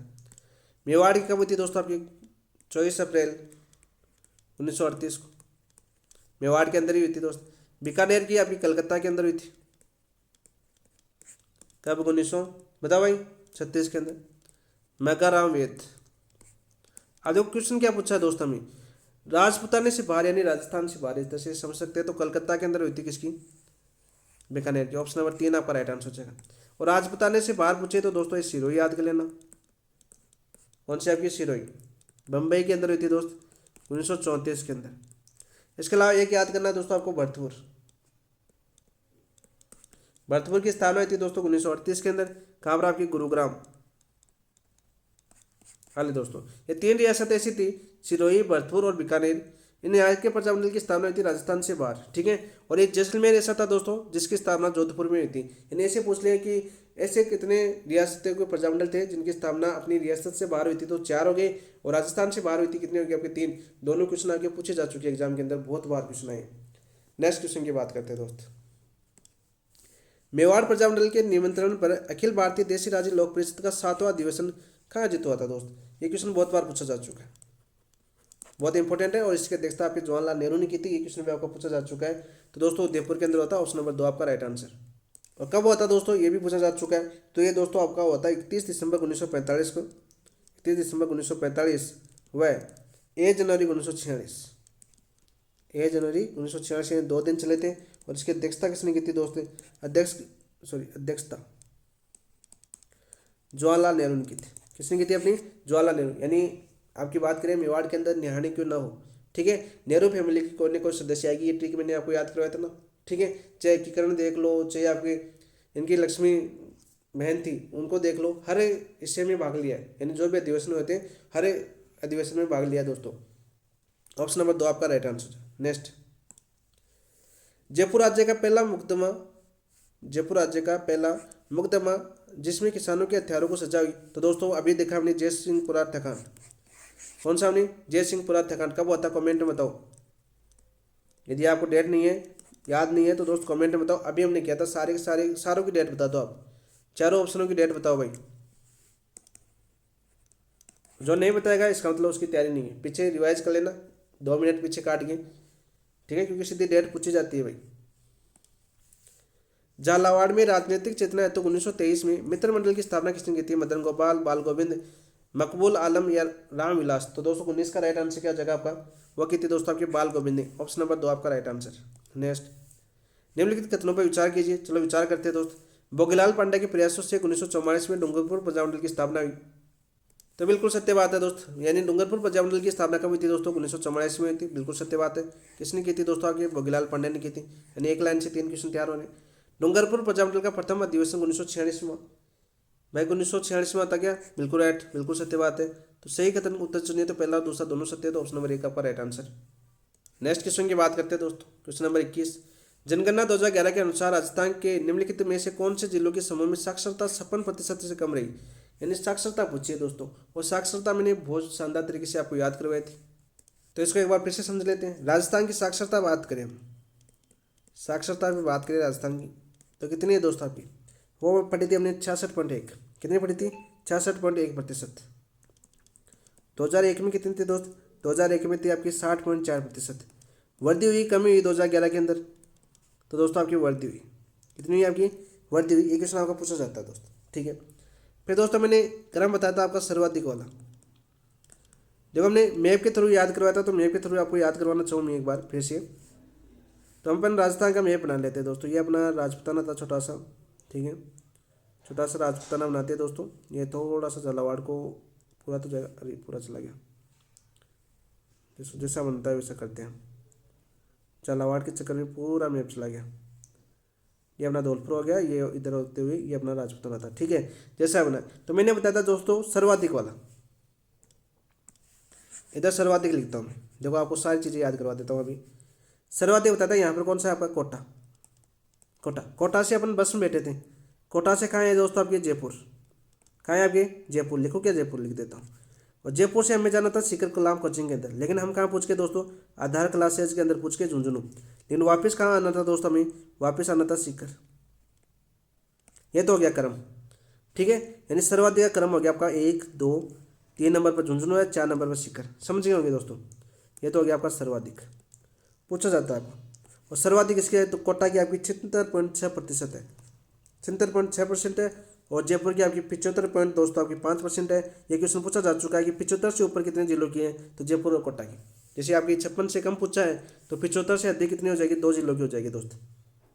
अब देखो न्यूनतम की बात करें तो मैंने बताया था आपको याद कराने का तरीका। न्यूनतम के अंदर देखो यहाँ पर याद करवा देता हूँ। वैसे तो बस चली थी अपनी गेट वाली बस, कहाँ से चली थी दोस्तों आपकी? थोड़ा सा नीचे लेते, बाद में चलेंगे, जालौर के अंदर चलते हैं दोस्त। यहाँ पर जालौर अपना है ना, जय लिख देता हूँ। अपनी बस चली थी कहाँ से? जालौर से। बस लिखनी थी यहाँ पर याद करवाने के लिए। जालौर से बस चली, ठीक है। जालौर से बस चली सिरोही होते हुए, सिरोही होते उदयपुर जाना था, लेकिन दोस्तों कहाँ पर पूछ गई आपकी? प्रतापगढ़ पूछ गई। कहाँ पर पूछ गई आपकी? प्रतापगढ़ पूछ गई और गलती से पकड़ी गई तो उसको कहाँ पर रखा गया दोस्तों? आपके बांसवाड़ा रखा गया, ठीक है। याद हो गया ना। यानी न्यूनतम प्रतिशत की बात करें हम, याद हो गया आपका। देखो दोस्तों आपके जालौर, जालौर से ज़्यादा सिरोही, सिरोही से ज़्यादा प्रतापगढ़ और प्रतापगढ़ से ज़्यादा आपका बांसवाड़ा। तो सर्वाधिक और न्यूनतम दोनों क्रम बता दी। जालौर कितनी बताई थी दोस्तों मैंने? 54.9। सिरोही कितनी बताई थी मैंने? 55.3। प्रतापगढ़ की कितनी बताई मैंने? 56% और बांसवाड़ा की मैंने 56.3 बताई थी आपको। अब हमें पूछा कि 56% से कम कितनी है? तो दोस्तों 56 से कम आपकी सिरोही और जालौर की है। तो सिरोही जालौर कहाँ पर है दोस्तों आपकी? Option number 1। इसमें क्रम नहीं पूछा है, पहले जालौर आए फिर सिरोही। हमें पूछा है कि 56% कम है, तो सिरोही जालौर ऑप्शन नंबर 2 आपका राइट आंसर। ये चीज़ें मैंने सारी करवाई है, टोटल याद करवाया है बहुत ही बेहतरीन तरीके से आपको एमसीक्यू के माध्यम से। अब आपको याद है कि नहीं है वो मुझे नहीं पता भाई, रिविजन आपको करना ही है। जनगणना 2011 के अनुसार निम्नलिखित में से किस जिले की कुल जनसंख्या नगरीय जनसंख्या के प्रतिशत से न्यूनतम है? बाड़मेर, बांसवाड़ा, प्रतापगढ़, जालौर। तो 22 का राइट आंसर क्या जाएगा दोस्तों आपका? बाड़मेर। ऑप्शन नंबर 1 आपका राइट आंसर हो जाएगा। ऑप्शन नंबर 1 आपका राइट आंसर हो जाएगा। नेक्स्ट क्वेश्चन की बात करते हैं। जनगणना की क्लास देख लें दोस्तों, हमने बहुत ही शानदार तरीके से जनगणना की क्लास करवाई है। मैप के थ्रू आपको याद करवाया जनगणना, और जनगणना से आपका एक क्वेश्चन आएगा दोस्तों आपकी, जनगणना या जनसंख्या से याद कर सकते हो आप। एक क्वेश्चन आपका आएगा और वो क्वेश्चन आपका गलत नहीं होगा यदि आपने अपने क्लास देखी है। बहुत ही शानदार तरीके से जितना डीप जा सकता है उतना डीप हमने जानने का प्रयास किया गया और बहुत ही शानदार ट्रिकों के माध्यम से उसको याद किया। ये अभी आपकी डीप वाली क्वेश्चन पूछे, हो सकता है ऊपर से भी पूछ ले, तो ऊपर वाले तो क्वेश्चन आपको याद करवाए हैं, साथ साथ जहाँ अंदर से पूछ जा सकते, जैसे 2001 से 2011 के बीच किस किस चीज़ में वृद्धि हुई, किस चीज़ में कमी हुई, कितनी कमी हुई, इस प्रकार क्वेश्चन पूछ रहा है वर्तमान में। जो 2 जून जुलाई में आपके एग्जाम हुए थे ना, उनको आधार मानकर वो क्लास करवाई गई थी। तो एक बार जरूर विजिट करना, आपकी इच्छा पर डिपेंड है, आपको देखनी है तो देखिए, वरना कोई दिक्कत नहीं है दोस्त। तो जनगणना 2011 की जनगणना के अनुसार 35 लाख से अधिक जनसंख्या वाले जिले कौन से हैं? 35 लाख से अधिक जनसंख्या वाले जिले कौन से हैं? तो दोस्तों मैंने क्या बताया था आपको? सबसे पहले बात कर लेते हैं आपकी, सबसे पहले आपकी जनसंख्या की बात कर लेते हैं। चलो समझा देता हूँ, लेकिन क्लास लंबी बन जाएगी दोस्त अपनी। तो राजस्थान की कुल जनसंख्या कितनी बताई थी मैंने? सर कुल बताई थी आपने 6,85,48,437 बताई थी, ठीक है, या 6.85 करोड़ भी आपके ऑप्शन में देखने को मिल सकता है, ठीक है दोस्तों। सबसे पहले तो इसकी बात कर लेते हैं। ये दोस्तों आपकी विश्व का कितना परसेंट रखती है? आपकी विश्व का 1% राजस्थान की जनसंख्या रखती है, और भारत का कितना रखती है राजस्थान की जनसंख्या? 5.66% रखती है। कितना परसेंट रखती है आपकी? 5.66%। और जब 2011 की जनगणना हुई थी दोस्तों, तब स्थान कौन सा था आपका? मूल स्थान था दोस्तों आपके 8वां, लेकिन फिर आपका तेलंगाना आंध्र प्रदेश से अलग हो गया, तो वर्तमान में स्थान कौन सा आपका, वर्तमान में स्थान है दोस्तों आपके सातवां। और सातवां कब हुआ आपका, तेलंगाना बनने के बाद। तेलंगाना कब बना था आपका दोस्तों, 2 जून 2014 को बना था। अब देखो सारी चीज़ें मुझे याद करवानी पड़ेगी आपको, एक चीज़ आ गई तो मुझे सारे बताने पड़ते हैं फिर। अब दोस्तों हमने देखा था दोस्तों सर्वाधिक जनसंख्या, सर्वाधिक जनसंख्या मैंने एक ट्रिक बताई थी आपको, जे जानू। कौन सी बताई थी मैंने, जे जानू बताई थी दोस्त। जे फोर आपका दोस्तों जयपुर, फिर जे फोर आपका जोधपुर, फिर ए फोर आपका अलवर, और फिर एन फोर अपना नागौर, क्या जगह दोस्तों आपका नागौर, और यू फोर आपका उदयपुर। ठीक है दोस्तों, ये ट्रिक बताई थी मैंने जे जानू वाली। जयपुर की जनसंख्या मैंने बताई थी आपकी 66.26 लाख। कितनी बताई थी मैंने, 66.26 लाख बताई थी। और जोधपुर की कम करो आपकी कितनी, आधी कर दूँ। मैंने क्या बताया था, 36 का मुख्य रूप से 6 को 6 रख लो और 3 का आधा कर लो। भाई 6 को 6 रखो, 6 का आधा कर लो 3, ठीक है, तो 36 लाख। इस प्रकार से मैंने याद करवाया था आपको, 36.27 लाख। ठीक है। और फिर दोस्तों मैंने ये बताया था कि 36 आए ना, तो अलवर की दोस्तों 36 तो है, लेकिन ये 7 पहले चला जाएगा और 8 का आधा हो जाएगा 4, तो 36.76। इस प्रकार से जो मैंने याद करा उसी प्रकार से बता रहा हूँ। और फिर दोस्तों आपके 3 तो है ही है, और 6 का आधा फिर करो 33, तो 33.07 लाख नागौर की थी। यानी 4 की मैंने याद करवाने का प्रयास किया था, क्योंकि फर्स्ट ग्रेड 2025 के अंदर क्वेश्चन पूछा जा चुका है, तो ये फर्स्ट ग्रेड वाला क्वेश्चन है शायद मेरे हिसाब से। तो 35 लाख से अधिक, तो यहाँ पर देखो दोस्तों ये 36 लाख है, नागौर की कम हो गई, तो दोस्तों आपके जयपुर जोधपुर अलवर, जयपुर जोधपुर अलवर कहाँ पर है, जयपुर जोधपुर अलवर आपके ऑप्शन नंबर 2 आपका राइट आंसर हो जाएगा। बहुत ईजी क्वेश्चन था, यदि आपने अच्छे से क्लास लिए तो आप ये गलत कर ही नहीं सकते, गलत क्वेश्चन नहीं कर सकते दोस्त। नेक्स्ट क्वेश्चन की बात करते हैं। जनगणना 2011 के अनुसार निम्नलिखित जिलों के समूह में से सही जनसंख्या घनत्व का आरोही क्रम क्या है, तो ये भी बहुत ही अच्छे शानदार तरीके से करवाया था मैंने। अब दोस्तों घनत्व की बात करें तो राजस्थान का घनत्व कितना है, सबसे पहले तो आपको ये बताना चाहिए। राजस्थान का घनत्व है 200। आप देखो पटवारी में क्वेश्चन पूछा था ना यहाँ से, तो 2001 में कितना था दोस्तों आपके, 2001 के अंदर था आपका 165। वर्दी हुई कहानी हुई, तो वर्दी हुई, कितने व्यक्तियों की वर्दी होगी दोस्तों आपके, 35 जने और आगे आपके, कितने आपके 35 जने और आगे, ठीक है, ये वर्दी होगी। ये सारी चीज़ें बताई हुई है, तो ये चीज़ तो आपको याद होगी।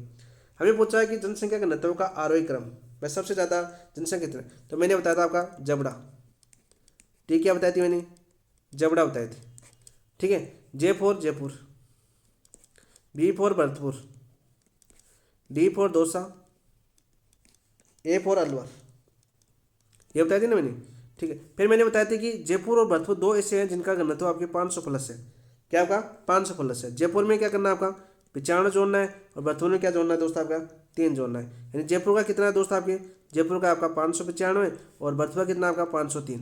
ये क्वेश्चन बहुत बार पूछा गया आपका, बहुत बार पूछा गया। आरोही क्रम पूछा है तो कम से ज़्यादा, भाई आरोही क्रम पूछे तो आपको क्या याद होना चाहिए, आपका कम से ज़्यादा। आरोही का मतलब होता है कम से ज़्यादा की तरफ चलना है, ठीक है। तो देखो अब अलवर की बात करें, दोसा की बात करें, तो सबसे ज़्यादा तो आपका जयपुर का है, तो जयपुर सबसे लास्ट में आ रहा है। देखो जयपुर सबसे लास्ट में आ रहा, तो ऑप्शन वैसे भी कट रहे हैं आपके, ऑप्शन नंबर 3 आपका राइट आंसर हो जाएगा। अलवर हो जाएगा, दौसा हो जाएगा, भरतपुर और जयपुर। इसी ट्रिक से क्वेश्चन यहाँ से भी पूछा जा चुका है, यहाँ से पूछा जा चुका है आगे वाला क्वेश्चन। इसके ट्रिक में दौसा को गायब करके आगे वाला क्वेश्चन क्रम पूछा जा चुका है। लेकिन इस 4 जिलों में से आपके ऑप्शन के अंदर कोई ना कोई 2 जिले अवश्य दिए आज तक के एग्जाम के अंदर, नवीनतम पैटर्न के अंदर भी, तो इस चीज़ का भी याद कर लेना। नेक्स्ट क्वेश्चन की बात करते हैं, और न्यूनतम की बात करते हैं। न्यूनतम भी याद करवा देता हूँ, जब करवा रहा हूँ तो सारे ही करवा देता हूँ, जे बी बी सी। लेकिन लास्ट वाले क्वेश्चन में मुझे चलता है, मुझे रेलगाड़ी बनना पड़ेगा बुलेट ट्रेन की तरह, क्योंकि 1 घंटा हो चुका है दोस्त। यानी जे फोर आपका जैसलमेर, और जैसलमेर करवाया था दोस्तों 17। न्यूनतम घनत्व जैसलमेर का है। लेकिन दोस्तों जैसलमेर के बाद मैंने बताया था कि जैसलमेर के बाद ऊपर जाना है दोस्त। ऊपर कौन आपका बीकानेर, और फिर दोस्तों ऊपर से सीधा कूदना आपको कहाँ पर, बाड़मेर के अंदर। यहाँ पर क्रम भी आपको याद करना है, और सीप और चूरू हो जाएगा। तो 3 जिले ऐसे हैं जे बी जो आपके 100 से कम है दोस्त, घनत्व क्या आपका 100 से कम है। तो यहाँ पर याद कर लो। बीकानेर का कितना बताया था दोस्तों मैंने, बीकानेर का याद करो 17 के 7 और 8, ठीक है, 8 का 9 करके 92, ठीक है। ये सारी चीज़ें मैंने बताई। ये बाड़मेर का 92 था, और चूरू का दोस्तों 147 था, तो ये भी बता चुका हूँ। सारे न्यूनतम और अधिकतम दोनों याद कर लो, ठीक है दोस्त। नेक्स्ट क्वेश्चन क्या हो जाते हैं। जनगणना 2011 के अनुसार निम्नलिखित जिलों में से कौन से जिले न्यूनतम जनसंख्या थी, बताओ भाई। न्यूनतम जनसंख्या किन जिलों में थी। 25 का राइट आंसर क्या जगह आपका, चलो ये ऑप्शन नंबर 2। इस क्वेश्चन की बात करते हैं। अब देखो जनसंख्या की बात करते हैं थोड़ा सा। वैसे दोस्तों हमारा बहुत ही शानदार तरीके से किया हुआ है कि टॉपिक आप देख सकते हो 1 घंटे के अंदर पूरी जनसंख्या करवाई हुई है मेरी। निम्नलिखित 2011 की जनगणना के अनुसार राजस्थान की जनसंख्या संबंधित सही है। महिला साक्षरता प्रतिशत, भाई महिला साक्षरता कितनी थी दोस्तों बताओ भाई। अरे 52 थी, 53.1 थी। तो दोस्तों महिला साक्षरता थी आपकी 52.1। कितनी थी? 52.1। सीधा सीधा क्वेश्चन पूछा जा सकता है। 2001 में कितनी थी वो भी याद कर लो। 2001 में थी आपकी 43.9%। ठीक है, कमी हुई कि वृद्धि हुई दोस्त? वृद्धि हुई है, महिला भी बढ़ने लगी है भाई। ठीक है, बहुत वृद्धि हो गई। नगरीय जनसंख्या प्रतिशत 24.9 है। 24.9 है नगरीय जनसंख्या प्रतिशत। तो दोस्तों साथ साथ ये भी याद कर लो, ग्रामीण कितनी है फिर बताओ भाई। अरे ग्रामीण याद कर लो 75.10%। कितनी बच गई? 75.10%। बिल्कुल ये सही है भाई आपका। दूसरा सही है। बच्चों का लिंगानुपात 888। बच्चों का लिंगानुपात कितना है दोस्तों आपका? 888। तो बिल्कुल सही बात, बिल्कुल सही बात है दोस्तों। ग्रामीण लिंगानुपात 933। ग्रामीण 933 है दोस्त आपकी। शहरी कितना हो जाएगा आपका? शहरी हो जाएगा 914। और राजस्थान का कितना हो जाएगा दोस्त आपकी? राजस्थान का हो जाएगा आपका 928। लो तीनों याद कर लो। तो ये भी सही है आपका, ये भी सही है। B C D option number 3 आपका राइट आंसर हो जाएगा। पहला आपका गलत हो जाएगा क्योंकि आपकी 52.1 है ना कि 53.1। ठीक है दोस्तों, एक ही % दे रखा था गलत। Next question. जनगणना 2011 के अनुसार निम्नलिखित में से कौन सा सम्मिलित नहीं है? कौन सा सम्मिलित नहीं है दोस्तों? बाल लिंगानुपात पूछा है हमें, तो बाल लिंगानुपात बता देंगे। प्रतापगढ़ का 933 था के बाल लिंगानुपात, बताओ भाई। 933 था, बिल्कुल सही। भीलवाड़ा का कितना था भाई? 928, बिल्कुल राइट। देखो कौन से जिले का लिंगानुपात राजस्थान के लिंगानुपात से समान था बाल लिंगानुपात के अंदर? भीलवाड़ा, ये क्वेश्चन पूछा जा चुका है। बांसवाड़ा का 934, बिल्कुल राइट। तो बच्चा कौन सा आपका? उदयपुर बच्चा दोस्त। 927 नहीं है आपका, 924 है। कितना आपका? 924। ऑप्शन नंबर 4 आपका राइट आंसर। 2001 से 2011 की जनगणना के दौरान राजस्थान की जनसंख्या घनत्व में कितना परिवर्तन आया है? भाई बताओ भाई, जनसंख्या घनत्व में कितना परिवर्तन आया है? जनसंख्या घनत्व था दोस्तों आपके 200। ठीक है, 2001 में कितना था दोस्त आपके? 2001 के अंदर था 165। कितना परिवर्तन आया दोस्तों आपके? 35 जनों की वृद्धि हो गई। अभी पीछे पीछे बताया था आपको। ऑप्शन नंबर 4 आपका राइट आंसर हो जाएगा 28 का। Next question. 2011 की जनगणना के अनुसार राजस्थान में क्रमशः ग्रामीण और शहरी साक्षरता प्रतिशत कितनी है? ग्रामीण और शहरी साक्षरता प्रतिशत पूछा दोस्त, बहुत ही गहरा क्वेश्चन पूछा ये तो आपका। ग्रामीण साक्षरता कितनी थी भाई बताओ भाई? 66.4। देखो कुल साक्षरता की बात करें तो राजस्थान में कुल साक्षरता कितनी? 66.1। तो आपको देखो 66.1 इसमें दे रखा है, 66.1 इसमें दे रखा है। तो दो ऑप्शन तो जाने दो भाई। ठीक है, अब पूछो ग्रामीण साक्षरता कितनी थी बताओ भाई। ग्रामीण कितनी थी आपको बताने सारे, और शहरी कितनी थी? तो ग्रामीण कितनी थी दोस्तों आपकी? 61.4। कितनी थी आपकी? 61.4। दोनों में 61.4 दे रखा है भाई। इस ऑप्शन को काट रहे हो तो देखो दो दो क्या पता चल गया। अब आपको ये पता 78.7 है, 79.7। तो मैं क्या पूछा है आपका? नेक्स्ट शहरी साक्षरता कितनी थी दोस्तों आपकी बताओ भाई। शहरी साक्षरता 79.7। ऑप्शन नंबर 4 आपका राइट आंसर हो जाएगा। ऑप्शन नंबर 4 आपका राइट आंसर हो जाएगा। साक्षरता में स्थान के कौन सा है राजस्थान का? 26वां। सॉरी, कौन सा आपका? 26वां है।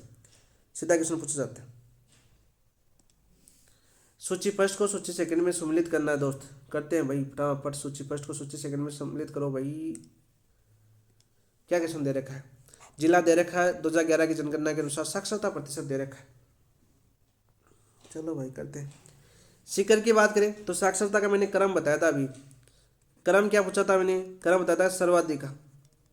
और सर्वाधिक में मैंने 2 जिले ऐसे बताए थे जो 75 से ज़्यादा थी, कोटा और जयपुर। बताया नहीं बताया? अभी देखो पीछे वाला क्वेश्चन जिसको आ रहा था ना, तो वो क्वेश्चन गलत हो ही नहीं सकता। तो सबसे ज़्यादा कोटा की है। तो इन ऑप्शन में के अंदर देखो सबसे ज़्यादा किसकी है? कोटा की सबसे ज़्यादा है ना, सर्वाधिक। सर्वाधिक किसी कोटा की है। तो देखो इन ऑप्शन में सर्वाधिक इसमें आपके ए के अंदर है, ऐसे भी काट सकते थे। तो डी ए के अंदर दोस्तों, डी ए के अंदर ही आ रहा था ऑप्शन नंबर 4। बताओ कितना एजुकेशन था? बताओ भाई कितना एजुकेशन था? वैसे याद कर लो। फिर जयपुर की थी दोस्तों आपकी 75.5। ठीक है, फिर झुंझुनू की थी आपकी 76.1। फिर सीकर की थी भाई 71.9। बहुत ही अच्छा क्वेश्चन था। ठीक है, ऑप्शन नंबर 4 आपका राइट आंसर। बहुत ही अच्छी क्वेश्चन था। ये लो दोस्तों आपकी क्वेश्चन नंबर 31 की बात करते हैं। 31 क्या, अब थोड़ा फास्ट कर लेते हैं ना। वैसे कर चुके हैं सारी, क्लास देख लोगे मुझे पता है जनगणना की। निम्नलिखित में से कौन सा कथन सही है दोस्तों आपके? 2011 में झुंझुनू जिले में सर्वाधिक पुरुष साक्षरता अंकित की गई, बिल्कुल राइट। पहला बिल्कुल सत्य बात है। 31 की बात करें तो पहला बिल्कुल सत्य बात है दोस्त। कितनी थी झुंझुनू की? झुंझुनू की साक्षरता कितनी थी दोस्त? ये पूछा जा चुका है। झुंझुनू की थी आपकी 86.9। ठीक है, 86.9% थी। 2011 में न्यूनतम महिला साक्षरता जालौर जिले की अंकित की गई। भाई जालौर कैसे हो सकता है कमजोर, बिल्कुल राइट है। महिला साक्षरता न्यूनतम जालौर की और 38.5% थी। ये क्वेश्चन आपका पूछा जा चुका है। 2011 में नागौर जिले में न्यूनतम शहरी साक्षरता अंकित की गई, बिल्कुल राइट। 2011 में नागौर जिले में न्यूनतम शहरी साक्षरता अंकित की गई, बिल्कुल सही बात। 2011 में कोटा जिले में सर्वाधिक साक्षरता अंकित की गई। नहीं दोस्त, सर्वाधिक शहरी साक्षरता कोटा जिले की अंकित नहीं की गई थी, तो ये गलत हो जाएगा आपका। तो सर्वाधिक शहरी साक्षरता कहाँ की अंकित की गई थी, बताओ भाई, बताओ भाई। सर्वाधिक शहरी साक्षरता की बात करें तो उदयपुर की, उदयपुर की गई थी दोस्तों आपकी 87.5%, यानी उदयपुर शिक्षा के अंदर बढ़ रहा है दोस्तों, है ना। उदयपुर आंकड़े क्या कहते हैं, उदयपुर बढ़ रहा है, ठीक है। वैसे शिक्षा नगरी किसको बोलते हैं आपकी, कोटा को, ए बी सी। और अब भविष्य की सीकर को नहीं दोस्तों, इस बार आपके उधर जाएंगे पश्चिमी राजस्थान में। ऑप्शन नंबर 4 आपका राइट आंसर हो जाएगा। नेक्स्ट क्वेश्चन की बात करते हैं दोस्तों, देखो कितने इजी क्वेश्चन दे रखे हैं। जनगणना 2011 की बात करते हैं दोस्तों। आप देखो पूछ लिया ना, जनगणना 2011 के अनुसार निम्नलिखित में कौन से जिलों के समूह में जनसंख्या घनत्व 100 से कम अंकित। JBB जैसलमेर 17, सॉरी जैसलमेर लिख लेना भाई, अरे यार पूरा लिख देता हूँ मैं, मेरे हिसाब से आज तो क्लास लंबी गई भाई अपनी। अच्छा रिवीजन हो गया लेकिन आपका। जैसलमेर 17, फिर जैसलमेर से ऊपर जाना है दोस्त, पहले बीकानेर रहेगा 78, फिर दोस्तों आपके बाड़मेर रहेगा आपका 92, ये हमने करवाया। फिर आपका चूरू और के याद कर लो 147।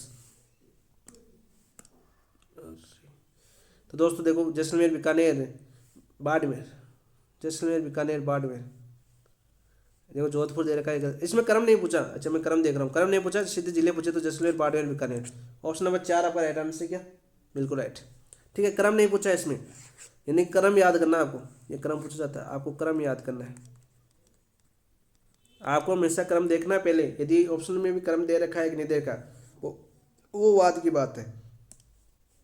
ये लो भाई दोस्तों, ये क्वेश्चन क्या दे रखा है हमें, बड़ा सा क्वेश्चन दे रखा है।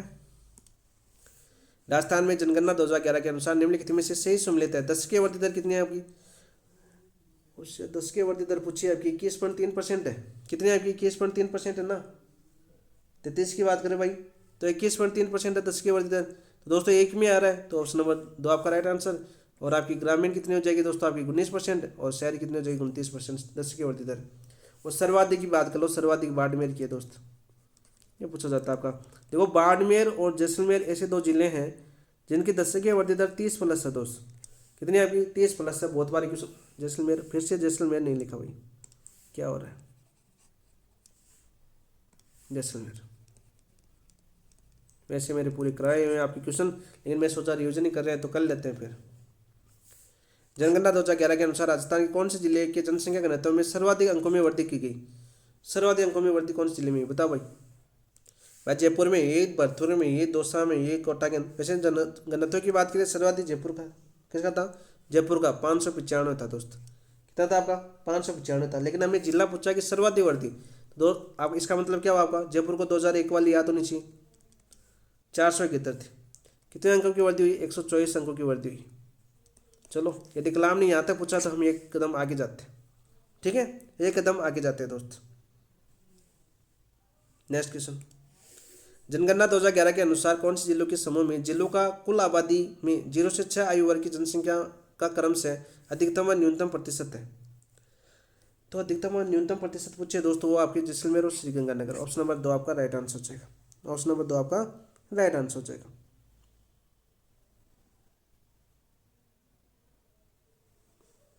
नेक्स्ट क्वेश्चन की बात करें, राजस्थान में शेखावटी क्षेत्र की प्रसिद्ध गीतकार कौन है, बताओ भाई। रघुराज सिंह हाड़ा, गजानंद वर्मा, रामकरण आसोपा, तेज सिंह जोधा। 36 का राइट आंसर क्या जाएगा दोस्तों आपकी, गजानंद वर्मा। ऑप्शन नंबर 2 आपका राइट आंसर जाएगा। जगा खीड़िया रचित वचनिका रतन सिंह महेश असोतरी नामक कृति में किस शासक की वीरता का वर्णन मिलता है। मेवाड़ का रतन सिंह, रतलाम का राठौड़ रतन सिंह, डूंगरपुर का रतन सिंह, इनमें से कौन है। तो 37 का राइट आंसर क्या जाएगा दोस्तों आपका, रतलाम का राठौड़ रतन सिंह। नेक्स्ट क्वेश्चन, राज्या रासोटा नामक संबोधन काव्य रचनाकार कौन है? राज्या रासोटा नामक संबोधन काव्य के रचनाकार कौन है आपकी? कृपाराम खीड़िया, नाथू सिंह मेहरिया, रामनाथ कवि या तेज सिंह जोधा। तो 38 का राइट आंसर क्या जाएगा दोस्तों आपकी? कृपाराम खीड़िया। नेक्स्ट क्वेश्चन, राजस्थानी कहानीकार के तौर पर किसकी पहचान नहीं है? राजस्थान के कहानीकार के तौर पर किसकी पहचान नहीं है दोस्त? नानूराम संस्कृता है, नरसिंह राजपुरोहित भी है, बैजनाथ पाल भी है, लेकिन कल्याण सिंह राजावत की नहीं है दोस्त। ऑप्शन नंबर 4 आपका राइट आंसर हो जाएगा। निम्न में से रचना व लेखक कौन सा युग्म से सम्मिलित नहीं है? उखारो दो सा लक्ष्मीबाई कुमारी चूड़ावत, लक्ष्मी कुमारी चूड़ावत बिल्कुल सत्य है। देश दर्पण शंकरदान सामोर बिल्कुल राइट। आलोरी ओल्या तेज सिंह जोधा बिल्कुल राइट। मेवेरा रुख राम करण आसोपा की नहीं है दोस्तों। ऑप्शन नंबर 4 आपका राइट आंसर हो जाएगा। ऑप्शन नंबर 4 आपका राइट आंसर। राजस्थान पत्रकार स्वास्थ्य योजना के संबंध में निम्नलिखित कदमों पर विचार कीजिए। इस योजना का शुभारंभ 28 अप्रैल 2025 को होता। कब होता आपका? 28 अप्रैल 2025 को होता नहीं दोस्त। सूचना एवं जनसंपर्क विभाग इसका नोडल विभाग है बिल्कुल राइट। इस योजना के अंतर्गत प्रति वर्ष 10 लाख रुपए का चिकित्सा व्यय उपलब्ध कराया जाएगा बिल्कुल राइट। उपयुक्त में से कौन से सत्य कथन पूछे तो आपके बी और सी सत्य, तो ऑप्शन नंबर 2 आपका राइट आंसर हो जाएगा। तो फिर इसकी शुरुआत कब हुई थी दोस्तों? इसकी शुरुआत हुई थी आपके 28 मार्च 2025 को। कहाँ से हुई थी? जयपुर से नहीं थी दोस्तों, आपके भीलवाड़ा से हुई थी। नेक्स्ट क्वेश्चन की बात करते हैं। 7 अप्रैल 2025 को मुख्यमंत्री भजनलाल शर्मा ने फैटी लीवर रोग से बचाव, उपचार व रोकथाम हेतु कौन सा अभियान प्रारंभ किया गया? Mission liver health, mission liver smile, mission Madhuhari या मिशन हेल्थी लीवर। तो 42 का राइट आंसर क्या जाएगा दोस्तों आपके? Mission liver smile.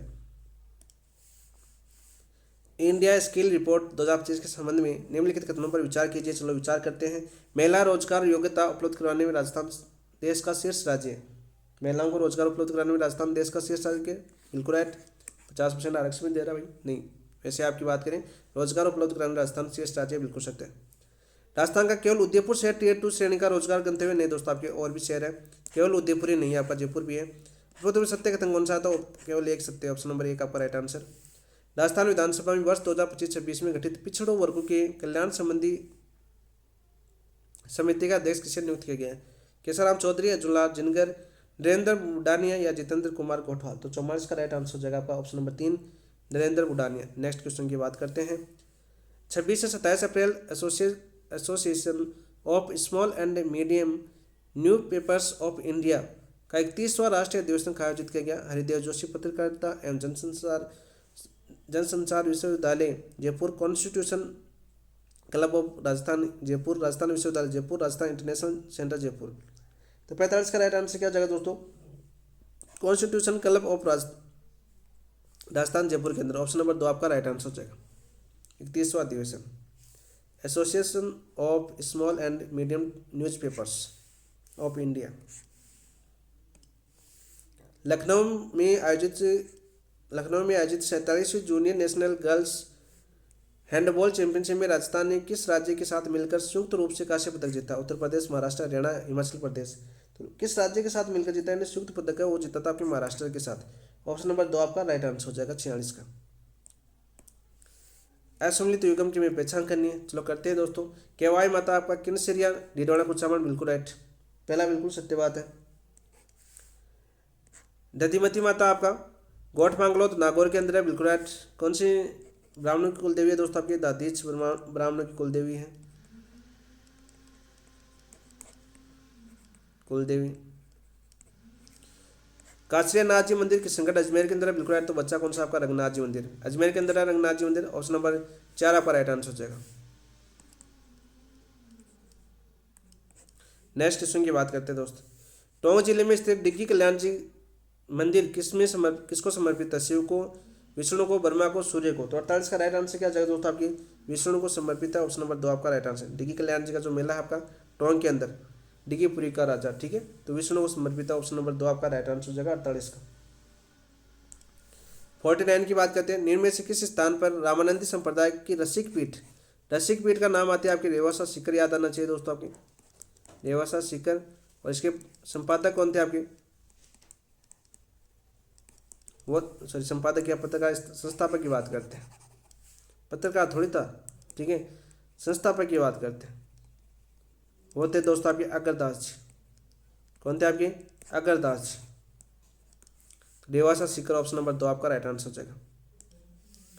लोकतीर्थ देवनैन, लोकतीर्थ वैसे डिटेल से याद करना चाहो तो इनके गुरु थे दोस्तों आपके कृष्णदास पेहरी बाबा। ठीक है, इस तरह से मैं याद करता हूँ। इन्होंने गलता पीठ की स्थापना की थी।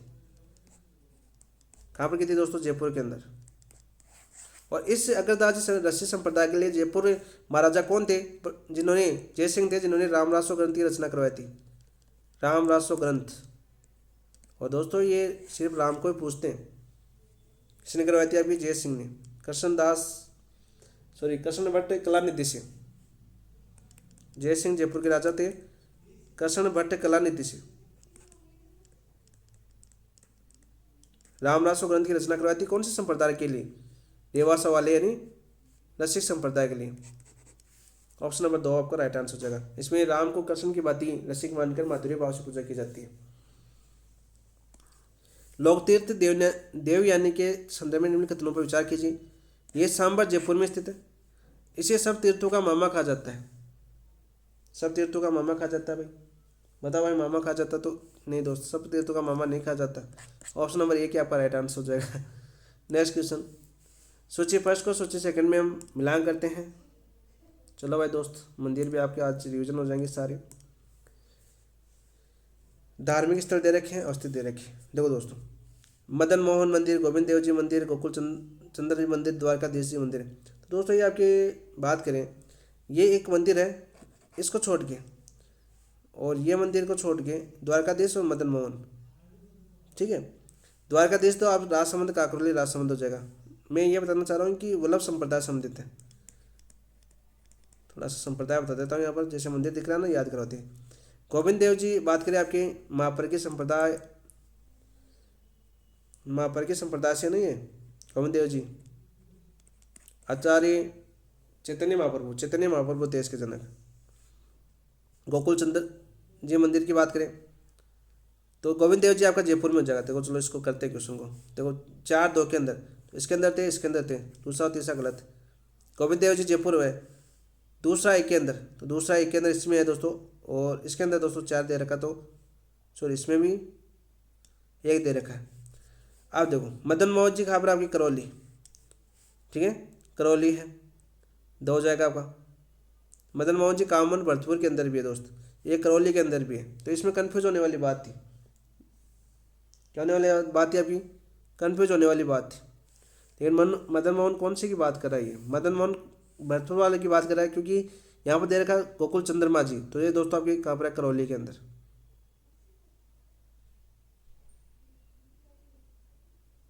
नहीं नहीं नहीं नहीं, मैंने शायद गलत कर दिया ये क्वेश्चन। एक बार सोचते हैं दोस्तों, एक बार सोचते हैं, क्योंकि 2 मंदिर हो गए ना आपके, उसकी वजह से कन्फ्यूज हो गया मैं।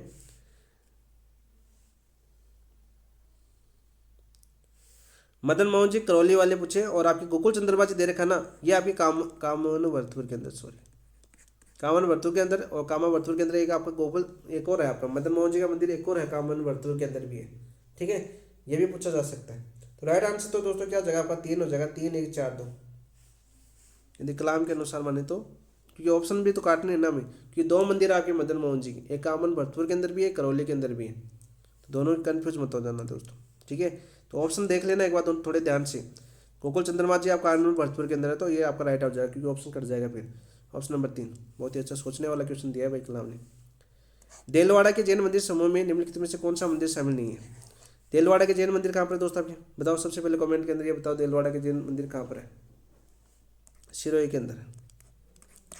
पीतलहर, चौमुखा मंदिर, विमल साई मंदिर, ऋषभ देव मंदिर, तो कौन सा नहीं है दोस्तों आपके? 52 का राइट आंसर क्या हो जाएगा आपका? 52 का राइट आंसर हो जाएगा आपका ऋषभ देव मंदिर नहीं है। ऑप्शन नंबर 4 आपका राइट आंसर। नेक्स्ट, 30 सितंबर 2008 को राजस्थान के एक चामुंडा देवी मंदिर में भगदड़ के कारण सैकड़ों श्रद्धालुओं की मृत्यु हुई। उक्त मंदिर राजस्थान के जिले में? तो दोस्तों ये आपके मेहरानगढ़ दुर्ग के अंदर था आपका, जोधपुर। ठीक है, और इसकी जांच के लिए कौन सा आयोग बिठाया गया था आपका? चोपड़ा आयोग। कौन सा आयोग बिठाया गया था? चोपड़ा आयोग बिठाया गया था, बहुत बार एग्जाम में पूछा गया था। राजस्थान का जल दुर्ग कौन सा आपका सर्वश्रेष्ठ? गागरोन झालावाड़ के अंदर है। जयगढ़ कहाँ पर आपका, जयपुर के अंदर, सॉरी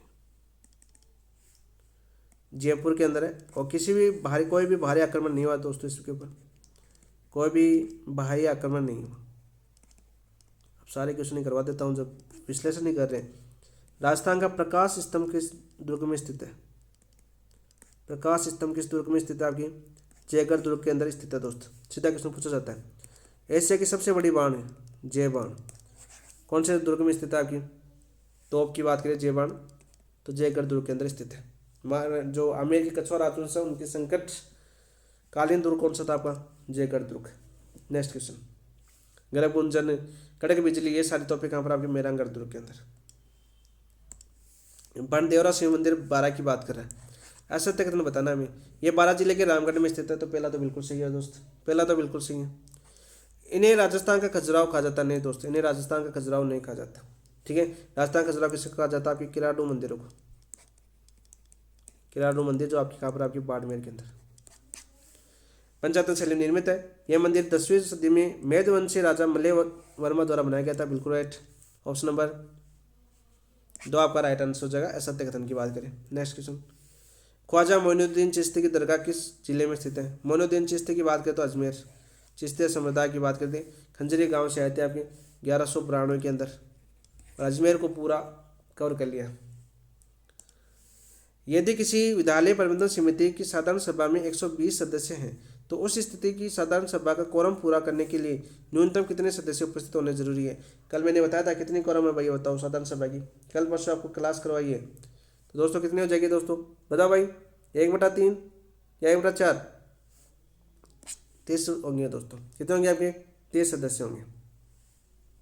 नेक्स्ट, STMC की विद्यालय शैक्षणिक उप समिति में सदस्यों की कुल संख्या कितनी होगी? 2 उप समितियाँ बताई थी हमने, एक तो विद्यालय शैक्षणिक उप समिति, एक दूसरी क्या थी कमेंट के अंदर बताना। 6 सदस्य होते हैं, 7, 8, 9, दोनों में अलग अलग सदस्य भी होते हैं। तो राइट आंसर क्या हो जाएगा आपका?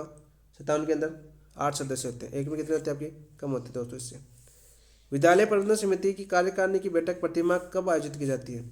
चौथे शनिवार को, दूसरे शनिवार को, अमावस्या को या पूर्णिमा को? तो 18 का राइट आंसर क्या हो जाएगा दोस्तों आपका? अमावस्या को। विद्यालय प्रबंधन समिति की कार्यकारिणी समिति में माता पिता या शिक्षक में से निर्वाचित सदस्यों में महिला सदस्यों की न्यूनतम संख्या होनी चाहिए। 6, 7, 5, 4। तो दोस्तों वैसे 75% कर रखिए, तो राइट आंसर क्या जाएगा दोस्तों आपका? 6 सदस्य होने चाहिए 15 में से। 7 अगस्त 2025 को जारी राजस्थान स्कूल शिक्षा परिषद के दिशा निर्देशों में SMC की कार्यकारिणी समिति में माता पिता की किस एक वर्ग के एक सदस्यों को अनिवार्यता रखने का निर्देश दिया गया है? जो आपके निःशक्त बालक है, अलाभग्रस्त बालक समूह है, या विशेष आवश्यकता वाले बालक समूह है? ऑप्शन नंबर 3 आपका राइट आंसर हो जाएगा। इंपॉर्टेंट क्वेश्चन है दोस्तों। नेक्स्ट क्वेश्चन की बात करते हैं हम। SMC की कार्यकारिणी समिति के अध्यक्ष का कार्य नहीं है, कौन सा कार्य नहीं है? बैठक आहूत करना है भाई, ये तो है। बराबर मत आने पर निर्णायक मत देना भी है, आय व्यय का नियंत्रण करना भी है दोस्तों। लेकिन दोस्तों बैठक का एजेंडा तैयार करना नहीं है दोस्तों, ये आपके सचिव का काम है। किसका काम है आपके? सचिव का। ऑप्शन नंबर 2 आपका राइट आंसर। निम्नलिखित में से किस आधार पर कार्यकारिणी समिति के सदस्यों की सदस्यता स्वतः समाप्त हो जाती है? दोस्तों GST क्लास ली है अभी हमने 2 दिन पहले ही, उसमें SMC, STMC और विद्यालय प्रबंधन के सिद्धांत, ठीक है, चाहे लूथरा गुल्ली का हो, चाहे आपके फ्लोनमोदेव का हो। GST क्लास नंबर 3 देख सकते हो आप। निम्नलिखित में से किस आधार पर कार्यकारिणी समिति के सदस्यों की सदस्यता स्वयं समाप्त हो जाती है? 2 क्रमिक बैठकों में अनुपस्थित रहने पर, 2 बैठकों में अनुपस्थित रहने पर, 3 क्रमिक बैठकों में अनुपस्थित रहने पर, 3 कुल बैठकों में अनुपस्थित रहने पर। तो 62 का राइट आंसर क्या जगह आपका? 3 क्रमिक बैठकों में अनुपस्थित रहने पर। निम्न में से कौन सा कथन विद्यालय प्रबंधन समिति के बारे में सत्य नहीं है? कौन सा नहीं है दोस्तों आपका?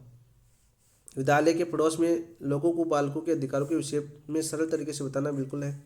नामांकन व उपस्थिति को सुनिश्चित करना भी है। विद्यालय के मध्याह्न भोजन योजना का प्रबंधन भी है। अध्यापक प्रशिक्षण की योजना तैयार नहीं करता है। ऑप्शन नंबर 4 आपका राइट आंसर।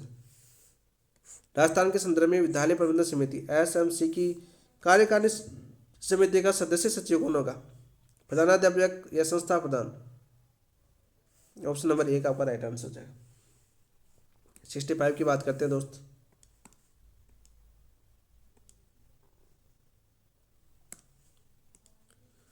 राजस्थान प्रारंभिक शिक्षा विभाग के निर्देशानुसार विद्यालय प्रबंधन समिति के संदर्भ में कौन सा कथन सही नहीं है? कौन सा कथन सही नहीं है दोस्तों, बताओ भाई। विद्यालय प्रबंधन समिति की सभी सदस्यों को मतदान समान अधिकार है, बिल्कुल राइट। किसी मुद्दे के समर्थन एवं विरोध में समान वोट होने पर बैठक के अध्यक्ष का मत निर्णायक होगा, बिल्कुल राइट। ये विद्यालय के विभिन्न क्रियाकलापों को मॉनिटर करता है, बिल्कुल राइट। यह विद्यालय प्रबंधन समिति विद्यालय में विशेष आवश्यकता वाले बाल विद्यार्थियों के नामांकन सुविधाओं को मॉनिटर करने के लिए आवश्यक नहीं है। देखो अभी 2025 में संशोधन हुआ आपका सितंबर माह के अंदर, आवश्यक कर दिया गया है, तो ये गलत हो जाएगा आपका। ऑप्शन नंबर 4 आपका राइट आंसर, एक शब्द दे रखा था। 25 वर्षीय लड़का जिसकी मानसिक आयु 16 है, तो IQ क्या होगा? आप निकाल सकते हो, ये आपका निकाल सकते हो ना, मानसिक आयु। तो फॉर्मूला क्या होता है दोस्तों IQ का? MA/CA × 100। मानसिक आयु कितनी है दोस्तों आपकी? 16। वार्षिक आयु कितने वर्ष का लड़का आपका? 25 का × 100। 25 चौके 100, 6 चौका 24, 2 4 2 6 64। ऑप्शन नंबर 3 आपका राइट आंसर। बुद्धि एक जन्मजात सामान्य संज्ञानात्मक योग्यता उत्कथन है। बर्ट, हरमन, वेस्लर या बोरिंग? दोस्तों 67 का राइट आंसर क्या जगह आपका? बर्ट का। आज ही करवाइए आप, आज ही करवाइए क्वेश्चन बुद्धि वाला आपका GST क्लास के अंदर, ये परिभाषा। रॉबर्ट स्टर्नबर्ग ने निम्नलिखित बुद्धि प्रकारों का त्रिचापीय सिद्धांत प्रतिपादित किया। त्रिचापीय सिद्धांत 3 बताए इन्होंने, कौन कौन से बताए दोस्तों आपके? दोस्तों देखो सृजनात्मक थी इनकी, विश्लेषणात्मक थी आपकी, संवेगात्मक थी, व्यवहारिक और सादृश्यमूलक इनकी नहीं थी। तो देखो दोस्तों आपका ACD 68 के अंदर संवेगात्मक नीति आपकी व्यवहारिक थी दोस्तों, व्यवहारिक थी, संयोगात्मक नीति व्यवहारिक। तो ACE कौन से ऑप्शन में? ऑप्शन नंबर 1 आपका राइट आंसर। नेक्स्ट, बुद्धि योग्यताओं का समुच्चय है जिसके द्वारा व्यक्ति उद्देश्यपूर्ण कार्य करता है, किसका कथन है? Alfred Binet, Wechsler, Charles Spearman या जेनसन? तो 69 का राइट आंसर जगह आपका वेस्लर का कथन। नेक्स्ट क्वेश्चन, बुद्धि का एक प्रकार जो साधारण तथा नर्तक, एथलेटिक, सर्जन इत्यादि को में पाया जाता है, क्या कहलाता है? शरीर गति की बुद्धि, स्थानिक बुद्धि, तार्किक गणितीय बुद्धि या संगीत बुद्धि? तो 70 का राइट आंसर जगह आपका शरीर गति की बुद्धि, ऑप्शन नंबर 1 आपका राइट आंसर। नेक्स्ट, संवेगात्मक बुद्धि का प्रत्यक्ष एवं प्रमुख तत्व है। संवेगात्मक बुद्धि का प्रत्यक्ष एवं प्रमुख तत्व कौन सा आपका? बुद्धि लब्धि? नहीं दोस्त, संवेगात्मक सजगता है, संवेगात्मक नियंत्रण है, अभिक्षमता नहीं है। सही उत्तर का चयन कीजिए, कोड से कीजिए और कोड मिलाए भाई, केवल B और C, ऑप्शन नंबर 2 आपका राइट आंसर जाएगा। नेक्स्ट क्वेश्चन, थर्स्टन द्वारा प्रतिपादित बुद्धि समूह का तत्व इनमें से कौन सा तत्व सम्मिलित है? कौन सा तत्व सम्मिलित है दोस्तों भाई? 73 पूछा, सॉरी 72।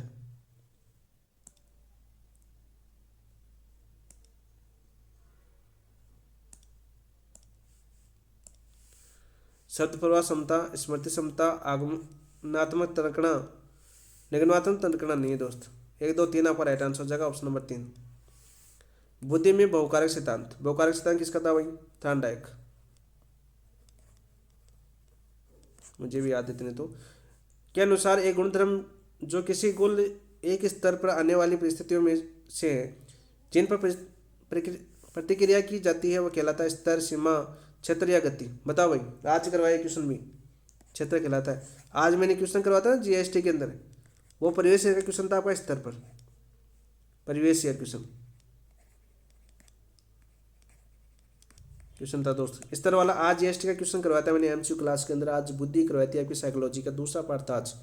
और सीमा दोस्तों आपकी संख्या, जो कुल संख्या है ना, उनको बोलते थे सीमा, ये भी आज करवाया। नेक्स्ट क्वेश्चन की बात करते हैं। टर्मन मेरिल स्केल के अनुसार कौन सा विकल्प असंगत है? ये कल करवाएंगे दोस्तों, क्योंकि बुद्धि लब्धि वाला टॉपिक आज नहीं करवाया था हमने। कल वाले GST क्लास में आपकी बुद्धि लब्धि वाला टॉपिक होगा और सारा टर्मन का वो पूरा फटेंगे। तो 130 से 139 प्रतिभाशाली नहीं होता, असंगत पूछा ना हमने, तो ऑप्शन नंबर 1 आपका राइट आंसर हो जाएगा। Next question, Merrill Palmer block building अशाब्दिक परीक्षण किया जाता है 18 माह से 4 वर्ष के बच्चों पर, 4 वर्ष से 10 वर्ष तक के बच्चों पर, 10 वर्ष से 16 वर्ष तक के बालकों पर, 16 वर्ष से 21 वर्ष के बालकों पर। तो 75 का राइट आंसर हो जाएगा दोस्तों। मेरिल पामर ब्लॉक बिल्डिंग अशाब्दिक परीक्षण किया जाता है आपके 18 माह से 4 वर्ष के बच्चों पर। मेरिल पामर ब्लॉक बिल्डिंग अशाब्दिक परीक्षण 18 माह से 4 वर्ष के बच्चों को। ऑप्शन नंबर 1 आपका राइट आंसर है। सम्मिलित हुक्म हमें बताना है दोस्तों। बुद्धि का प्रथम परीक्षण 1905 में अल्बर्ट विनी ने किया था। चिंतन की बात करें बिल्कुल सत्य।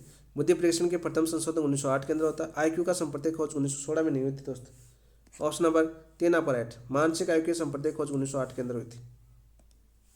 एक साक्षर व्यक्ति सक्षमता पूर्वक कौन से परीक्षण में भाग ले सकता है? शाब्दिक परीक्षण में, अशाब्दिक परीक्षण में, दोनों में, या इनमें से कोई नहीं? दोस्तों आप ये दोनों में ले सकता है। शाब्दिक में भी ले सकता है, अशाब्दिक में भी ले सकता है। 78 गोलमैन द्वारा व्याख्यायित सहयोगात्मक बुद्धि के भावार्थ को निम्न में से किस बुद्धि द्वारा समझा जा सकता है? सामाजिक बुद्धि, अमूर्त, मूर्त या स्थानिक? तो दोस्तों सामाजिक बुद्धि द्वारा।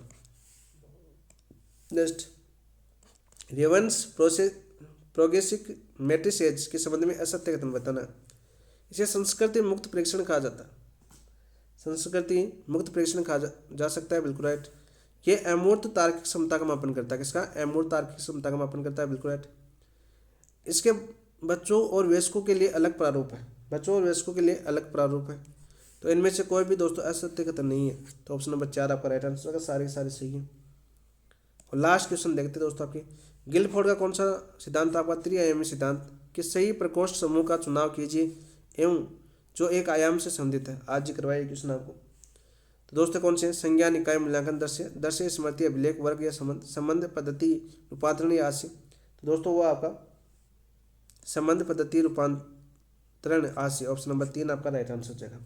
तो ये दोस्तों आपका हो चुका, आपका मैंने टेस्ट 5 कंप्लीट हो चुका है। तो आज की क्लास आपको कैसी लगी कमेंट के अंदर जरूर बताना। और जिन दोस्तों ने चैनल को सब्सक्राइब नहीं किया वो चैनल को सब्सक्राइब कर लेना, वीडियो को लाइक कर देना। और पीडीएफ मिलेगी दोस्तों अपने टेलीग्राम के ऊपर, यानी सॉल्यूशन पीडीएफ चाहिए, आप एक तरफ पीडीएफ पढ़ना चाहते हो टेलीग्राम से अपनी पीडीएफ पढ़ सकते हो। वो आपकी इच्छा पर डिपेंड है। कल दोस्तों अब तक जो हमने 5 किए उनका रिविजन टेस्ट होगा आपका मेजर टेस्ट 1, और मेजर टेस्ट 1 बहुत सीधा करेंगे, ठीक है। और फिर हम करेंगे आपके माइनर टेस्ट 6 परसों से स्टार्ट करेंगे, और अगले 5 दिनों के अंदर आपके पूरे टेस्ट कंप्लीट कर देंगे दोस्तों। यानी 12 तारीख को आपको फ्री कर देंगे एमसीक्यू के माध्यम से। उधर जीएसटी की भी आपकी 30 क्वेश्चन की जो जीएसटी 50 क्वेश्चन आपके जीके के है, और 30 क्वेश्चन जैसे आपके आरटीआई नियमावली, ठीक है, शैक्षणिक प्रबंधन, आईसीटी वगैरह के क्वेश्चन है आपके, ठीक है। वो सारे क्वेश्चन आ गए 30 क्वेश्चन के अंदर आते हैं। साइकोलॉजी आ गई, तो वो भी आपकी कल आपकी मनोविज्ञान कंप्लीट हो जाएगी। और फिर हम आपकी करेंगे आपकी राजस्थान की जो सामान्य ज्ञान है उसको कर लेते हैं उस बुकलेट में, या किसी अन्य टॉपिक के जो कमेंट में दोस्त बोलेंगे उसी के हिसाब से हम करें दोस्तों। जैसे उनको दिक्कत आ रही है ना, वो टॉपिक रिवीजन पहले करें, तो उन्हीं के आधार पर आपको बता दिया जाएगा। तो आप जीएसटी देखते हो, क्लास देखते हो, तो वो भी देख सकते हो, क्योंकि रिवीजन आपका बेस्ट हो जाएगा। इसी के साथ समाप्त करते हैं। थैंक यू, धन्यवाद दोस्तों, जय हिंद।